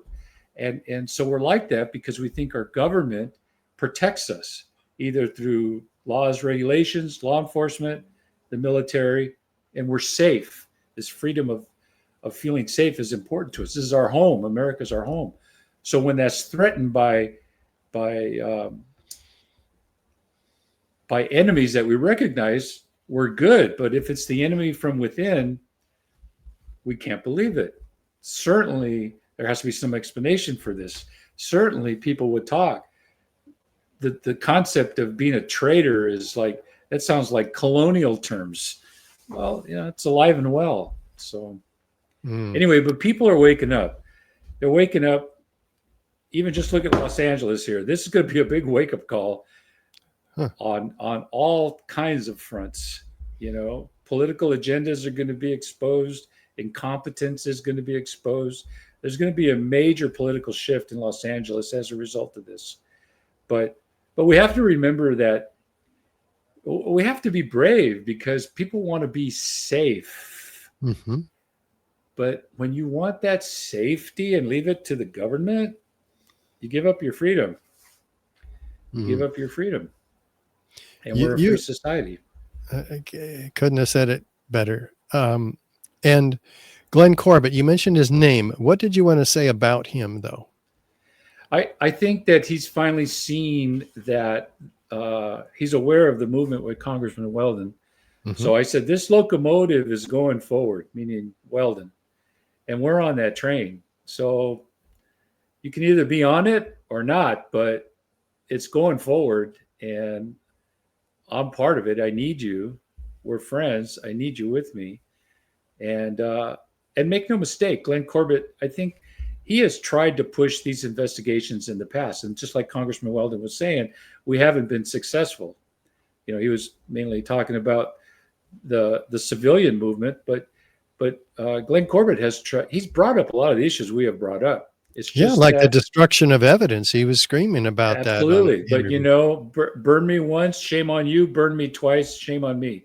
Or fool me once, shame on you. Fool me twice, shame on me. So he's being cautiously objective, or cautiously hopeful is the term. So and he's still, he's the technical editor for fire engineering. He's still a professor at John Jay College. He's still employed. And so he's not going to be the point man on this, albeit for him. But he's also a man of science, and he's a pragmatist, and he's a truthful man. If you show him the evidence, I think he'll respond. Awesome. And, it's incremental because people have to be brought to this slowly. You can't just tell them. You have to show them the evidence, and they have to see it for themselves. And there's right now, there's no better way for people to see that evidence and deal with the cognitive dissonance that you were discussing than by looking at the documentary on the subject, which we made 10 years ago. 9/11 explosive evidence experts speak out. Absolutely. I just saw that a week ago, well, not even, and I've been told about it, but you get so inundated that there's a lot of information to absorb. But what strikes me and why I think that particular documentary, which you did an excellent job on, Richard, they're all scientists. They're structural engineers or architects. There's nobody there with an agenda. These are all scientific people, and the physics and science can be hard. There's no emotion in it. And any rational person that is honest, intellectually honest, can't help but be affected by all these professionals coming forward with, and they speak with such authority, conviction, and confidence, saying this is impossible, this can't happen. Well, they're the subject experts. If you choose to ignore them, then convince me why you're right. Then they can't. We do try to soften their message, though, at the end with the very exceptional psychologists who, one after the other, starting with Fran Schur and the team of associated with her, that just lay it out so clearly. I was blown away. In fact, we have an hour's worth of that testimony. We could only put 10 minutes in the. Well, I actually had a Zoom call with her. Not my dog. Hold on. Sorry about that. Go ahead. You had a Zoom call with Fran. There's no way of. Yeah, I'm sorry about that. That's. I had a Zoom call with Fran Schur and Marty Hopper. Marty Hopper. And hold on one second. Can I mute this? Well, we won't hear you if you mute, obviously. Hold on one second. Hey, Jan, can you shut that dog up? Jan's a wonderful partner of Raul's. We've met her, and she's just a dear heart. Go ahead, Raul. I had to scream at the dogs. Okay, so I had it was a 2-hour call yesterday with Fran Schur and Marty Hopper. Oh, yeah, wonderful. And two psychologists. What's that? 2 psychologists, both in Denver. Yes, exactly. Yeah. Well, I know about these things because I had a semester and a half of college, so I know. That was a joke, Richard. Oh, the Tony Soprano quote. It's a Tony Soprano quote. But my point is they were actually very interested on why firefighters are so resistant to this, and why maybe the cognitive dissonance sets in so strongly, especially with the New York guys. And there's an emotional factor that we have to understand. And in fact, on the war room call, we saw a couple of FDNY guys. You could feel the emotion in their voice and what they've experienced. So we have to account for that. And it's easier for firefighters outside of New York to understand the cognitive dissonance because they're not dealing with the emotion on such a personal level. But once that emotion finally starts weighing, and it's taken about 25 years to get to that point. Gail, while here you go. Raul is yelling at his dogs. They're calm now. They're calm. Go ahead. What did I say? I was going to finish my statement. What did I say? FDNY, taking it personally. The emotion has calmed down now. After 25 years, a lot of the emotion has calmed down. They've moved on. Life is getting back to normal. Now you can approach them again with understanding the cognitive dissonance. And but Weldon touched on it. It's that we were used as a sacrificial lamb. We just can't believe that our safety net, our protectors, i.e. the government or higher authorities, would sacrifice us. We're the heroes. We're the people that come and save lives. Why are you going to kill us off? Why are you going to sacrifice us for some global or financial agenda? They can't go there. So, but let's look at the science. The science only takes you there. These are not natural events. So you have to be able to ask those questions. And I think we're at the point now, after 25 years, to do that. So beautiful. Well, we've got over 900 people listening and watching, and I'm sure some of them have some questions. Gail, can you first let them know how to ask their question? Yes. If you're on Facebook, then you just go to the comments below and type in your question, and it pops up on the screen and I can see it. I am feeling worse and worse, and my cough is getting worse. So I'm going to let Richard read the questions, but I will pop them up on the screen for him. And then there are, I believe, a couple of emails that people have sent from X. So I'll also copy those over. So, yeah. Okay. Sounds great. Let's have the first one. All right. Do we have a theory on how they planted the explosives in Building 7? We don't have an official theory, but I want to tell people this and consider this. When you go into a building, we've all been into commercial buildings, we think nothing of seeing a sign that says elevator out of service. You can have traffic cones and tape set up for safety, guys walking around in vests. When you have a building like that, you have subcontractors. You know, if the building manager has an out of service elevator, they're going to call the elevator company. So they don't know who the contractors are per se, but nobody thinks twice about seeing elevator out of service, escalator out of service, use other door, right? And so that could be something that could happen months before an event. And if they have an elevator out of service and you got maintenance people working there, they have access to the interior of the building. I mean, they have access to the whole shaft. So that's a theory. Look at road work too.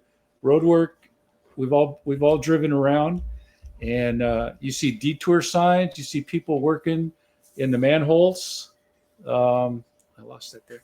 We see people working on manholes, and we don't think twice about it. And yet they have access to the infrastructure underneath. I mean, they could plant things there, and all of a sudden, a whole road blows up when the president's driving over it. I mean, who knows? So there's lots of scenarios where, you know, just maintenance at work.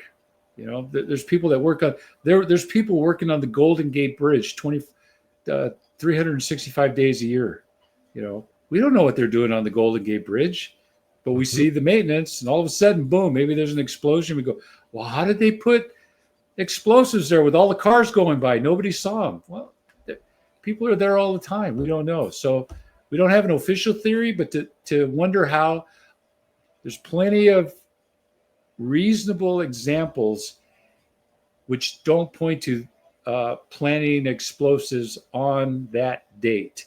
They had plenty of time before, and they could have done it right under our own nose. Yeah, nobody's going to be going into a burning building and planting explosives. If they had access to the interior, it was easy to have access to it days, weeks, maybe even months in advance. So, in the case of the Twin Towers, we have the largest elevator modernization in history going on the 9 months prior to 9/11. And this company, Ace Elevator, came out of nowhere to get this contract from Otis, who had installed and had been maintaining these elevators. And the Ace Elevator employees were out that day at a meeting, a labor meeting. So curiously, very, very, very interesting set of circumstances and opportunities. That would be one of the questions that we would add in there, is like, you know, well, who gets the contracts? You know, I mean, Otis is the main company, and I think they were Otis elevators, but it wasn't Otis working on the maintenance. And Kevin Ryan has documented that there were fireproofing upgrades on particular floors in the towers that were associated with the point of jet plane impacts in each tower. 15 stories down in the case of the North Tower, about 30 stories down in the case of the South Tower. So we certainly want more research. Could they have been applying liquid applied nanothermite underneath the bottom of the floors? We know that concrete turns to powder, or can, at 1900 degrees Fahrenheit. So some really important opportunities to look at. We know that there are chips of nanothermite, millions, billions by extrapolation, in all of the World Trade Center dust samples, which were tested by a team of 8 international scientists led by Niels Harrit in Copenhagen. We know that they found nanothermite, that these chips are not paint, but they are dual layered. So could that have been applied in this fireproofing upgrade by individuals who may not even have known what they're applying, workers that are hired or whatever. So yeah, there's opportunities more in the towers that we can identify than even in New York City. If anyone's ever been in New York City, there's always scaffolding around existing buildings. and you're always walking under scaffolding tunnels, and you don't think twice about it. You don't know what they're doing. You're just assuming that they're working on the buildings. So there's lots of scenarios to accomplish that. So I hope that answers that question. Yeah, let's move on to the next one, Gail. From Norman, question for the firefighter. Has he looked at the seismic readings of Building 7, and what is his thought on the seismic reading lacking P and S waves? Since Norman has brought this up, I will also show you the seismic evidence at Building 7 while Raul's answering that question. I haven't, Norman, and there's a lot of information that is scientifically out there that I haven't seen or considered, but part of my approach to this is to approach it from the information that an average firefighter would look at this. So normally seismic information like that, we wouldn't have access to it. We wouldn't know how to interpret it. And it really would not have a factor on our size up and decision making. So even though it's important for the physics and the science from a firefighting standpoint, that's not an area that we have the luxury of time to consider. So even if you're right, from a firefighter standpoint, it would be something that we really wouldn't consider. We don't have the ability to evaluate that information. So I know it's not the answer, but that's all I can say. We do have the seismic readings from the Lamont Doherty Earth Observatory 20 miles north, and they did record a significant seismic event 10 seconds before the tower ever collapsed. And NIST tries to explain this away. And of course that, first of all, the testimony by the Columbia University, who runs that station, seismic station, they show the peak event 10 seconds before, right. And NIST tries to explain this away by saying that the inside of the building fell before the outside, and that's where that came from, right? Which is just ludicrous. And these are all facts that would have to be brought up, during an investigative phase. From a firefighter standpoint, even if we heard a big old boom like that, right, the explosions, we would go, holy shit, what was that? And we'd have to make a quick evaluation. Well, first, we didn't get killed. Okay, so what happened? And if we still have to do work or we still have to go forward, I mean, we're not going to run away because we hear an explosion, but we're not going to be thinking seismic. We're just not. It's not a factor that we would take into consideration under emergency size up and evaluations at that time. Yeah. Well, we're only using our senses, what we can see, what we can hear, what we can smell, and use our experience. But looking at seismic graphs we just wouldn't have access to that information at that time. So, gotcha. Gail? Patrick Mitchell, who says, who was the firefighter Weldon asked Angulo? That was Fire Chief Oreo Palmer, and he was going up to building Tower 2, and he made it to the very top to where people were trapped. His dialogue, I believe, is in Calling Out Bravo 7. And this guy ran all the way up to, it was like the 70th floor, 72nd floor. So he sees the fire there, and it's very, very small. He says we could put it out with a couple of hand lines. So he's calling for a couple of hand lines. What that means is that a team of firefighters would come with a couple of lengths of hose and connect to the standpipe, charge it, and apply water. But just right after he makes that call, then the tower collapses. And so that had a big effect on the congressman. But the point is that Oreo Palmer was able to find an intact stairwell or an accessible stairwell up to that point in Tower 2 where they could have put the fire out and continue to make the rescues and they ran out of time. Hmm. Well, I want to share with everybody the evidence here from Building 7. I found it.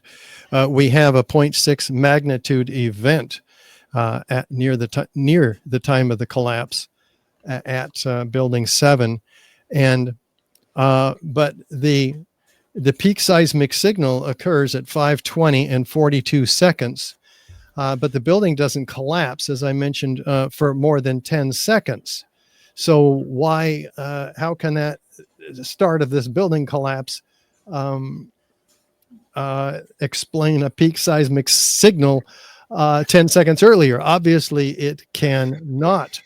And so NIST is quite clear. They said likely due to the falling of debris from the inside of the collapse. How ridiculous is that? If NIST's theory of the interior collapsing first had any merit, then it would have pulled in the exterior perimeter structural steel system, and it would be crumpling like a beer can, breaking thousands and thousands of windows and granite panels. This is obvious because we know how the beams are connected to the exterior, and that's exactly what would have happened. And tell us what we're seeing from a firefighter perspective here, if you can, Raul. The East Penthouse just collapsed first. Yeah, you can see the penthouse collapsing first, but I always watch the sides. I mean, there is no structural resistance at all of any of the unaffected columns. And to have that penthouse go first like that, there was no fire there wasn't fire on those floors. The fires were on lower floors. So it just doesn't make sense. And these buildings are designed, the columns are designed to resist, what, I don't know, Richard, you're an architect, 4 or 5 times their rated strength. I mean, 3 to 5. Yeah. Yeah. So there's incredible resistance in columns. They're fighting the forces of gravity, and for all of them to just give way at once without any resistance. I mean, you even look at the Oklahoma bombing, the Murrah building. Okay, we do know that was explosives, kaboom, and the whole front half of the building is destroyed, but the second half stayed up, and that definitely was an acknowledged bomb, a powerful explosion. And here we're not even considering it, and the whole thing comes down. There's lots of that's a lot of strange stuff, and these are the things that we're bringing forward to Congressman Weldon. And tell us about these fires and what happened to these buildings as a result. The first incident. Now, here was another. When you asked me, like, how did I get convinced of this? What I did not know, I knew about these case studies. There's the First Interstate building in Los Angeles, and what's the other one? One Meridian Plaza. I don't know all the case studies of the other one, but at least in America, the big ones are the MGM Grand Hotel, One Meridian Plaza in Philadelphia, and First Interstate.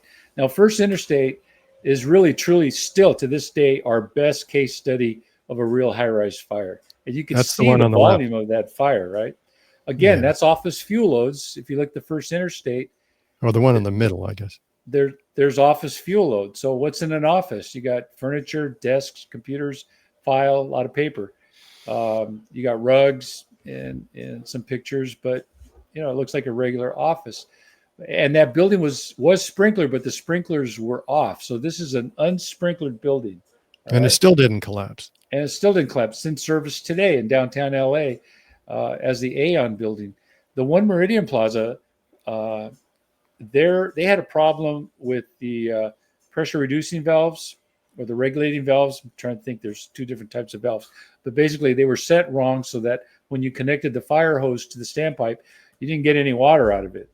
And so that building also didn't collapse. I think it burned like 12 floors, and it was 10 sprinkler heads finally put it out. I think they hit the 30th floor. Got to check my notes, but the fire extended all the way up to the 30th floor, which that occupant paid to have their floor sprinklered. The whole building wasn't sprinkled, but he paid to have his own private sprinkler system.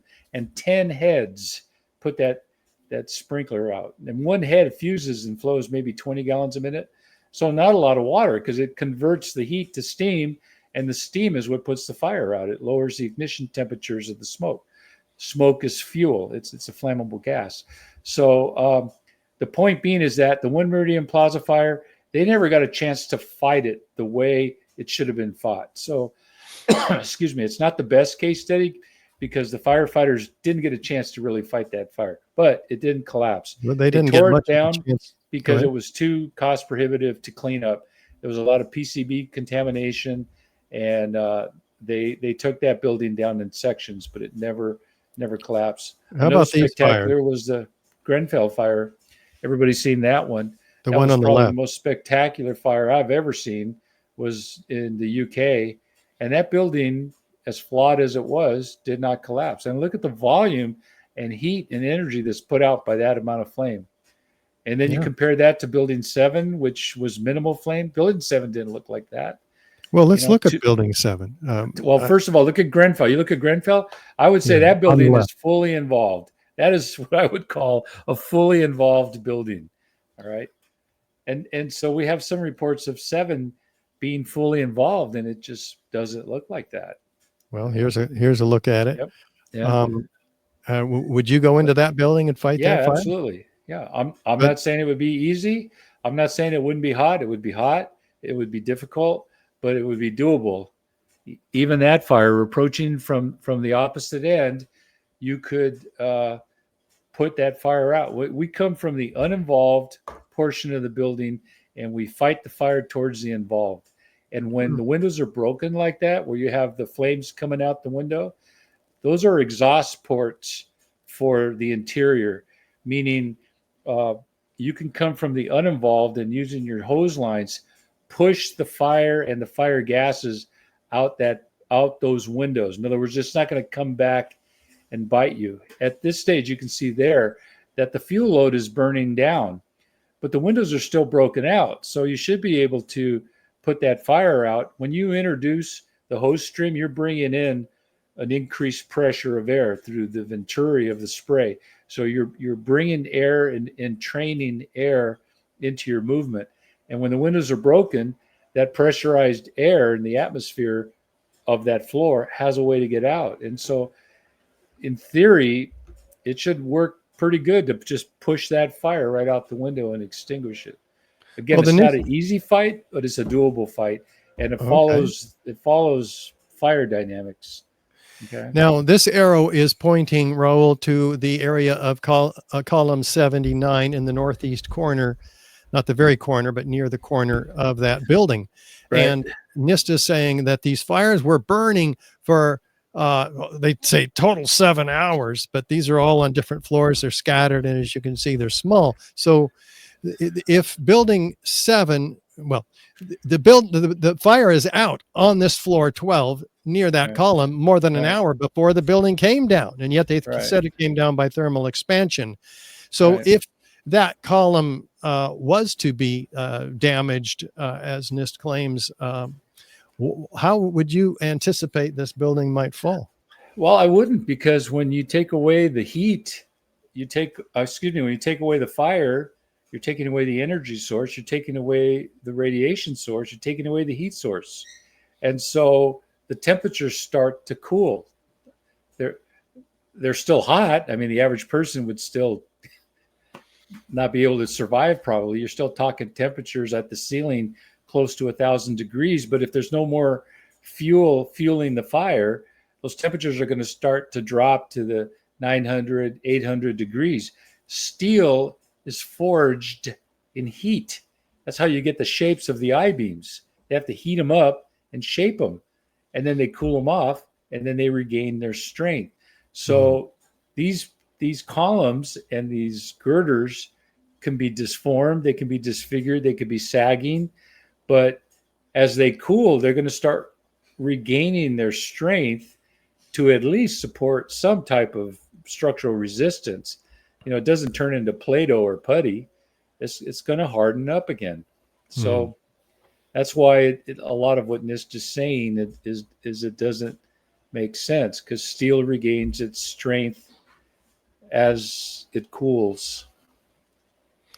Yes. And on the right, we have the fire simulation from NIST, which shows their progression from 2 to 3 to 4 to 5 o'clock. For between 4 and 5, they show the fire burning around column 79, because that's their whole theory, that column 79 failed, and that eventually caused the 9 floors to fail, and then it at 79 and 80 and 81 nearby collapsed, and then somehow the building comes straight down. They say this progression of deterioration of column stability starts from the left, in this case, all the way to the right across this football field length building. And then all of a sudden it just comes down symmetrically. This doesn't even make sense to a fifth grader. If this building is injured on the northeast corner, it's going to fall over. And this is also a reason why Professor Halsey has been saying it's also a trapezoid building. So being a trapezoid building, it would tend to fall towards the more narrow side, and this thing comes straight down. It would have tipped. It would have tipped. And 79 is not an interior center column. It's off to the side. So, like I said in my article, it's just like a Jenga game. It's going to fall towards the weakest side. Or even using a lumberjack and a tree as an example. The tree is a column in essence. It's a round vertical hunk of mass. Well, you cut the wedge in the direction that you want the tree to fall. You're weakening that side, and it's going to tip. And so column 79 was not in the middle. It wasn't like it was the center core column. So it was off to the side. And that's what Halsey found. Right. The building would do this if 79, 80, and 81 columns collapsed. Yes. They go, well, gosh, how did it come down? Well, they remove all the columns, the core columns at once, in a fraction of a second of each other. And then a second later, the exterior columns. And sure enough, in the computer model from the Halsey study, it falls straight down, just like the video of the collapse. So they find that the fire did not cause the collapse of this building. The temperatures are not high enough to cause the weakening of the steel framing. Thermal expansion did not result in a loss of support for the beams and the girders. And the collapse of this building was a global failure involving what? The near simultaneous failure of all the columns in the building, not a progressive collapse as claimed by NIST. So again, why do we focus so much on 7? I'm sure people are going, why are they focusing on 7 so much? Is because 7 is the palatable case study, right? If you try and bring all this information up where the lives were lost, not just the 343, but almost 3,000 people total, including police officers and civilians. A lot of times, well, that's another story. But the point is that there's emotion wrapped up in that, and that makes the cognitive dissonance even stronger to override, and the resistance is so strong. But if you start at building 7, you can take the emotion out of it, and the cognitive dissonance is less. And so once we get past that door, that's why my next article on this is going to address the cognitive dissonance. I think that's the key to understanding the objective evidence. And people get frustrated because we're focusing on 7, but that is the key to getting the fire service to understand something is not right here. And if you implicate 7, then you have to look at 1 and 2. Well, that's the strategy. That's the strategy to approach this whole thing. Because we don't have the trauma, particularly those in New York, associated with the destruction of lives in the Twin Towers. And with Building 7, no plane hit it, first of all. No lives, according to the official narrative, anyway, were lost in this building. And we have all these witnesses of explosions, which we'll be bringing to the attention of the Trump team. But this is the actual outline of the paper that you've asked us to write. And it begins with the 10 key features of controlled demolition. Sudden onset of destruction, a straight down symmetrical collapse, involving the patterned removal of column supports, resulting in a free fall acceleration straight down through what? The path of what should have been the greatest resistance, the total Right, exactly. dismemberment of the structural steel frame. Limited damage to adjacent structures. That's one of the goals of controlled demolition. Sounds Right. of explosions heard and seen by witnesses, including flashes of light at Building 7. Pyroclastic-like clouds of pulverized concrete racing away in every direction, 35 miles an hour in cauliflower-shaped forms, like typical explosions. Molten steel and iron discovered by and witnessed by numerous first responders and in the photos.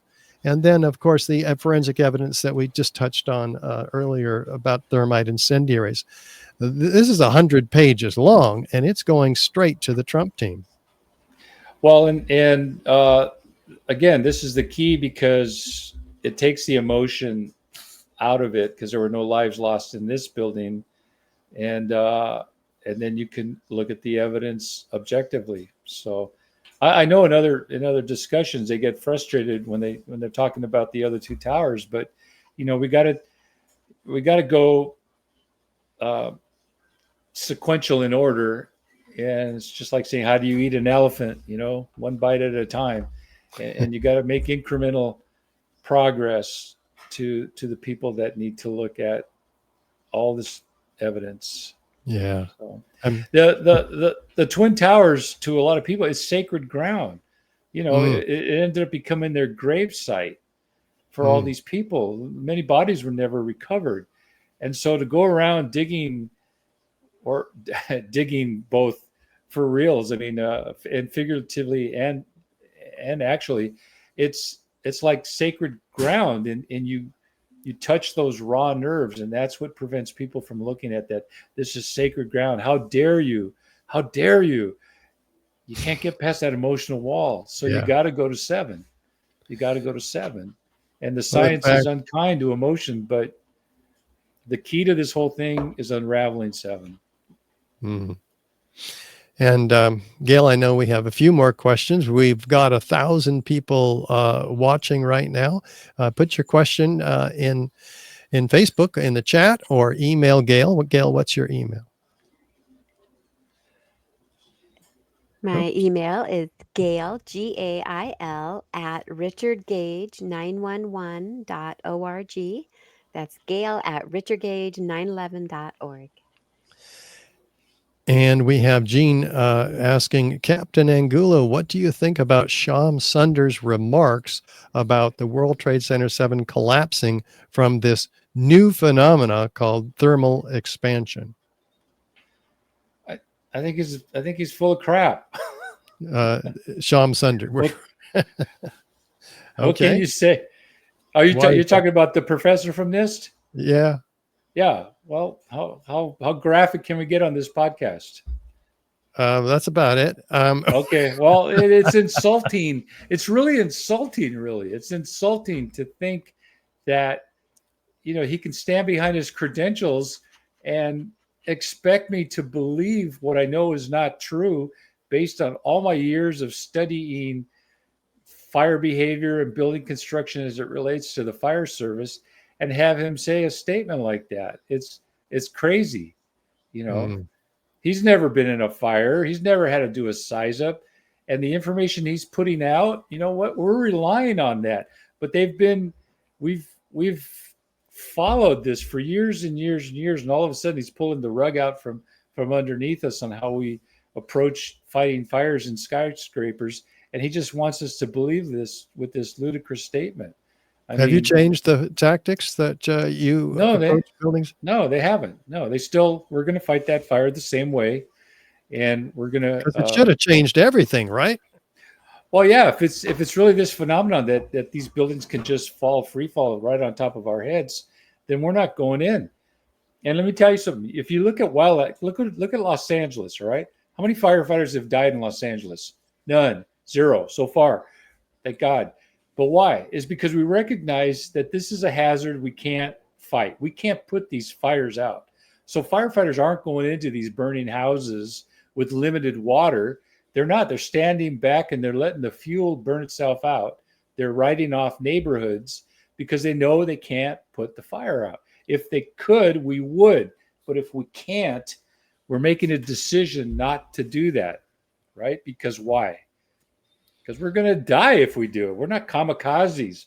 So now he's saying that these buildings can come down on our head. If he was right, we would take the same approach. We can't go in there. These buildings are going to collapse right on us. We don't have any signs. Look at what signs did 7 have, right? Other than burning so long, but the fuel only burned for 20 to 30 minutes in any given area per NIST. So what are the signs that are going to lead us to the conclusion that these high-rise buildings are going to free fall right on top of our heads? It's incomplete information, but it's based, and it's a flawed assumption based on their scientific evidence. And that's why the Alaska report, the University of Alaska Fairbanks, and Dr. Halsey's report is so important. And most firefighters don't even know it exists. Yeah. And the most recent textbooks have come out stating that the possibility of total collapse, global freefall collapse, it's a possibility. Look at Building 7, and they're making their assumptions based solely on NIST. So if we can challenge NIST and disprove what they're saying, then we can go back and regroup and say, okay, it didn't happen this way. So none of the codes have changed. None of the evacuation procedures have changed. If NIST was right and these buildings can collapse like this, our evacuation procedures should be exactly that. Everybody get out of the building as soon as you can, as fast as you can. And we'd be dumping buildings all over the country, but we don't do that. We move the affected people to a safe place, numerous floors below the fire, and we defend in place. We're going to keep them in place. We got the tough question here, Raul, from John. I've been listening for hours and studying 9/11 for years, and I feel qualified to ask you, who, in your opinion, planted the explosives and who hired them? I don't have an opinion on that because I don't know. I don't know.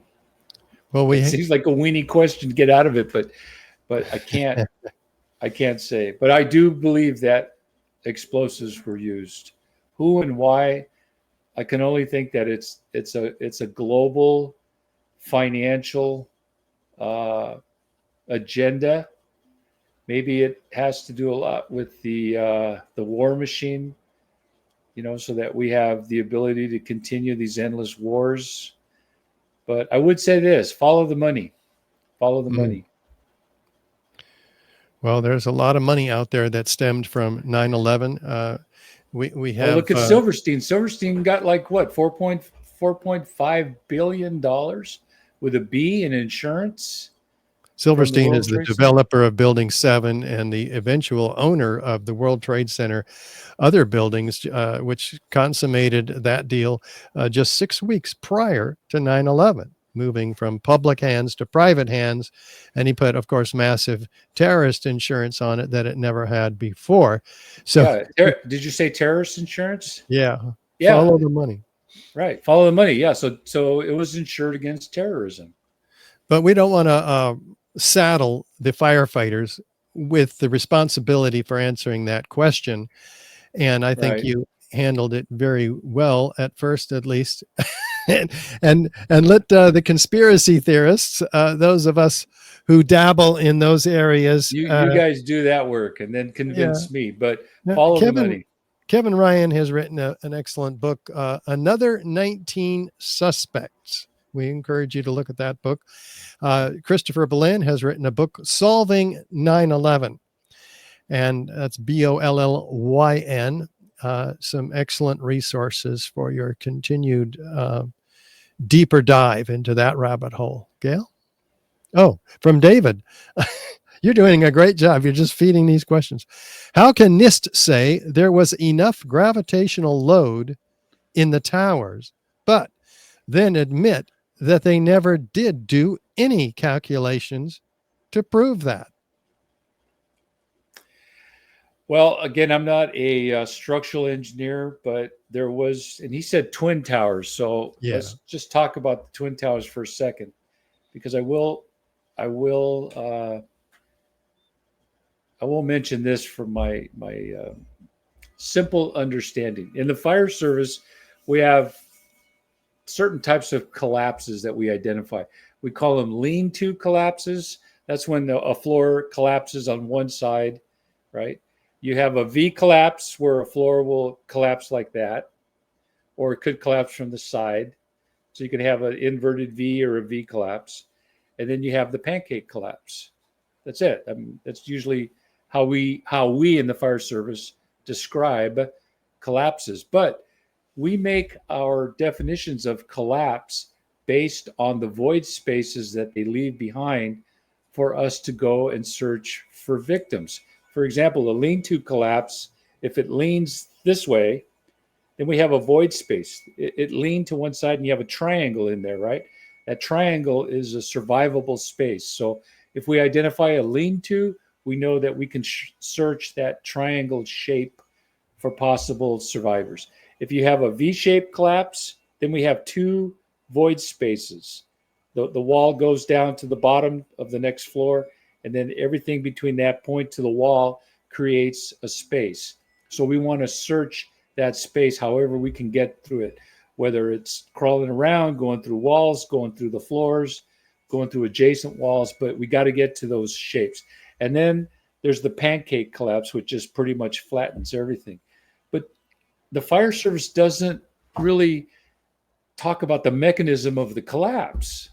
Now we think the pancake collapse is just like when you used to, in the old days, have a stack of LP records. You put them on and you stack them, and the weight of the record would just fall to the bottom. Or we're thinking it's like a domino effect. You tip over one and it keeps going. But with dominoes, it works. With stacks, it doesn't.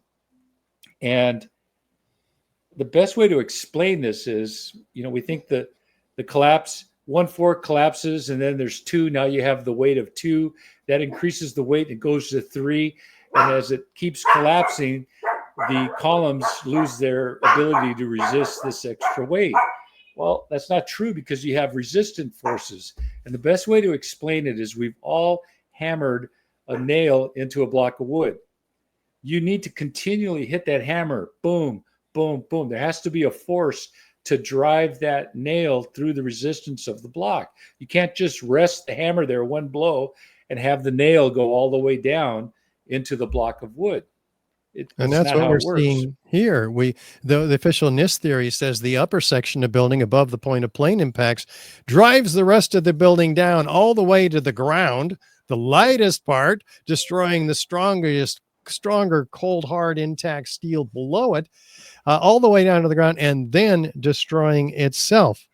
But this theory is proven to be quite a lie, and one of the people who's done such a great job of exposing Zdeněk Bazat, who provides the only theoretical basis for NIST's column failure theory, is this guy Zdeněk Bazat, and he rigged his paper completely in favor of a collapse. And we know that because it's been refuted by engineers quite a bit. In fact, he doubled the mass up above to get this thing to start to fail. He decreased the energy absorption of the columns below by more than 3 times. So it's rigged 12-1 in favor of a collapse. This has been exposed by Tony Zambodi, Richard Johns, Gregory Zudolinski in papers that have been submitted, but the American Society of Civil Engineers won't publish them. Why? They say it's out of scope what? How is it out of scope to publish? It sounds like scope to me. A challenge to a previously published paper in that journal. Well, for me to understand everything you just said was going back to my analogy. So you have to have that hammer continually. There has to be an activating force to continue that pressure, right? And it's a force. It's not just the weight of the hammer. If it were so, the weight of the hammer would drive the nail into the wood block. But now you take that nail and the hammer and put it into a block of styrofoam, and you could almost push the nail down with the weight of your hand and the hammer. But the styrofoam is porous. There's no resisting structures. And so when that was explained to me, then that changed my whole concept of what a pancake collapse is. And I understand it better, even though I can't explain it like the engineers did.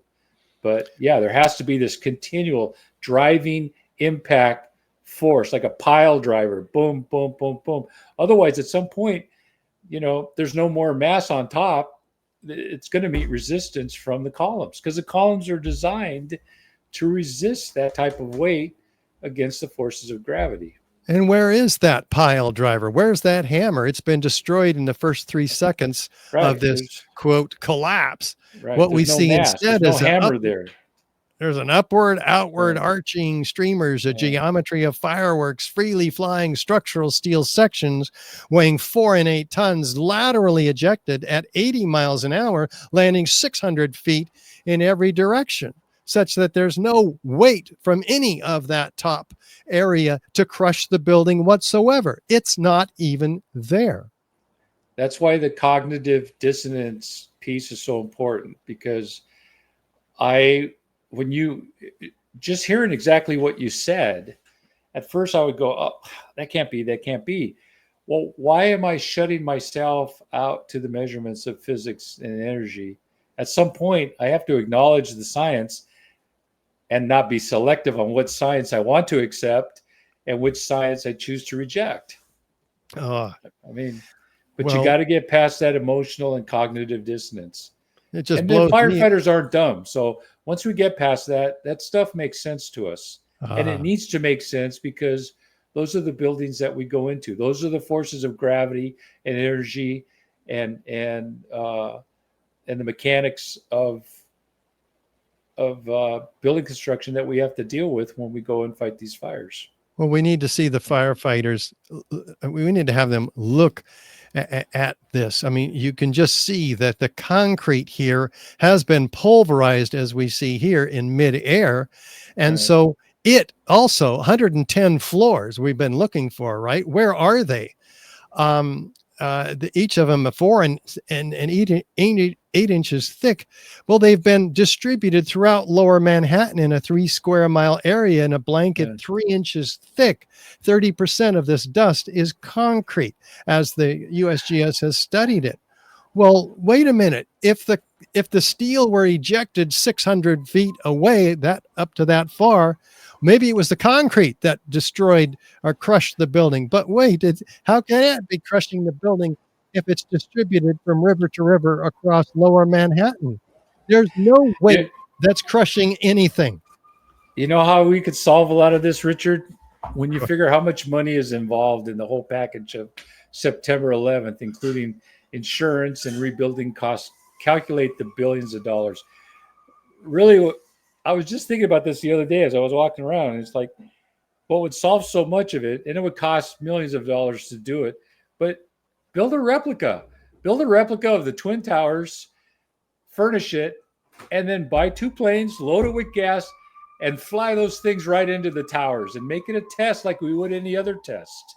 Do a real test, and then you would see if it would collapse like that, if you get that ejection. I mean, I don't know. I mean, it's an unrealistic test to conduct, but I mean, we do that on a small scale with other things, If you really want to find out, well, build another tower and fly a jet into it and see what happens.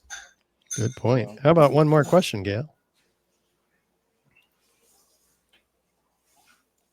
There it is.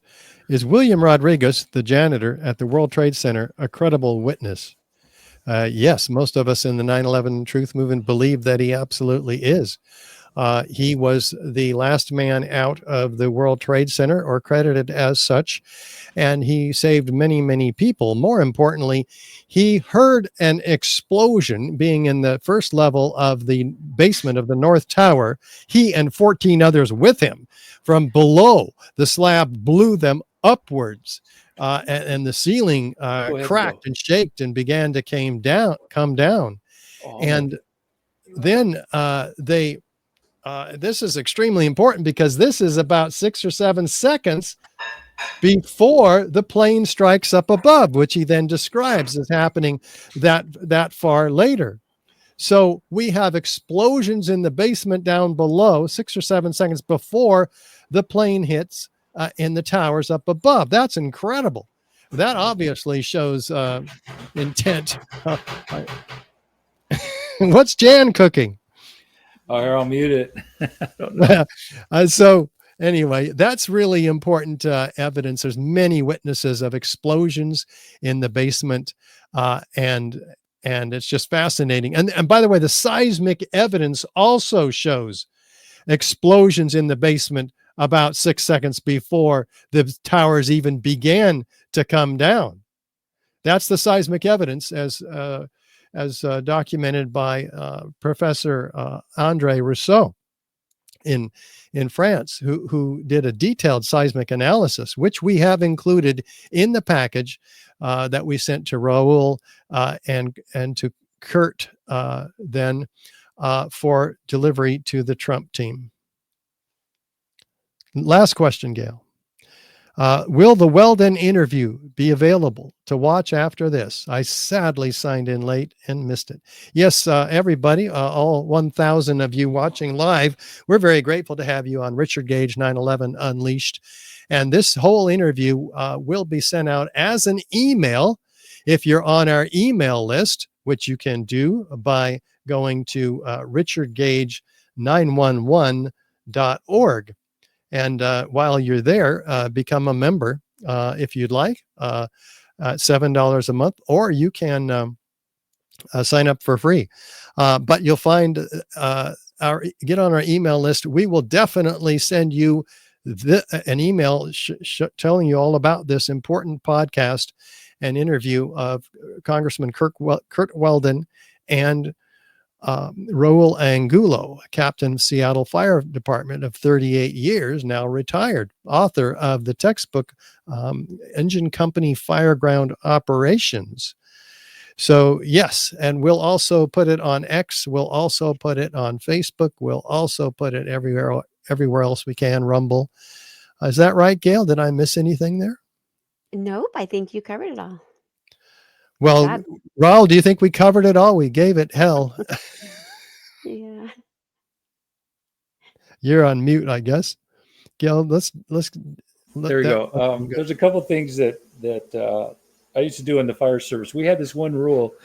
Well, it's actually a law everywhere you go. You're not supposed to run over charged fire hose, right? If you're driving around and you get a ticket if you run over a charged fire hose. Why? Because maybe it pops the hose.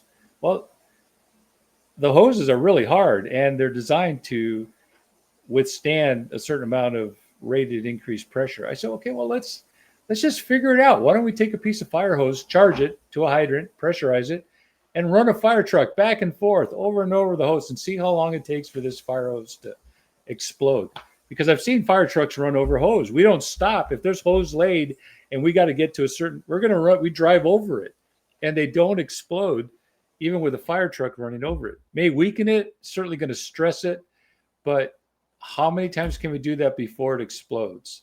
Answer, go take one in the backyard and run that fire truck over until it explodes. And then you can say, well, we can do it 10 times, 50 times, 100 times. Mm. Right now, all the modeling is all computer modeling, but I don't know if there's some way to recreate it on a more, even miniature models of actual structures with a plane or a projectile going through and measure what happens to these type of deals. But I don't know if anyone's ever thought about it, but that's how you figure these things out.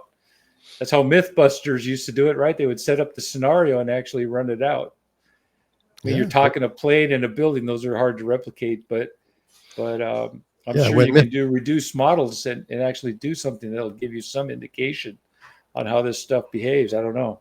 It turns out that Mythbusters is subject to political science as well as physical science, because they totally covered up this evidence that we've been screaming about for 18 years.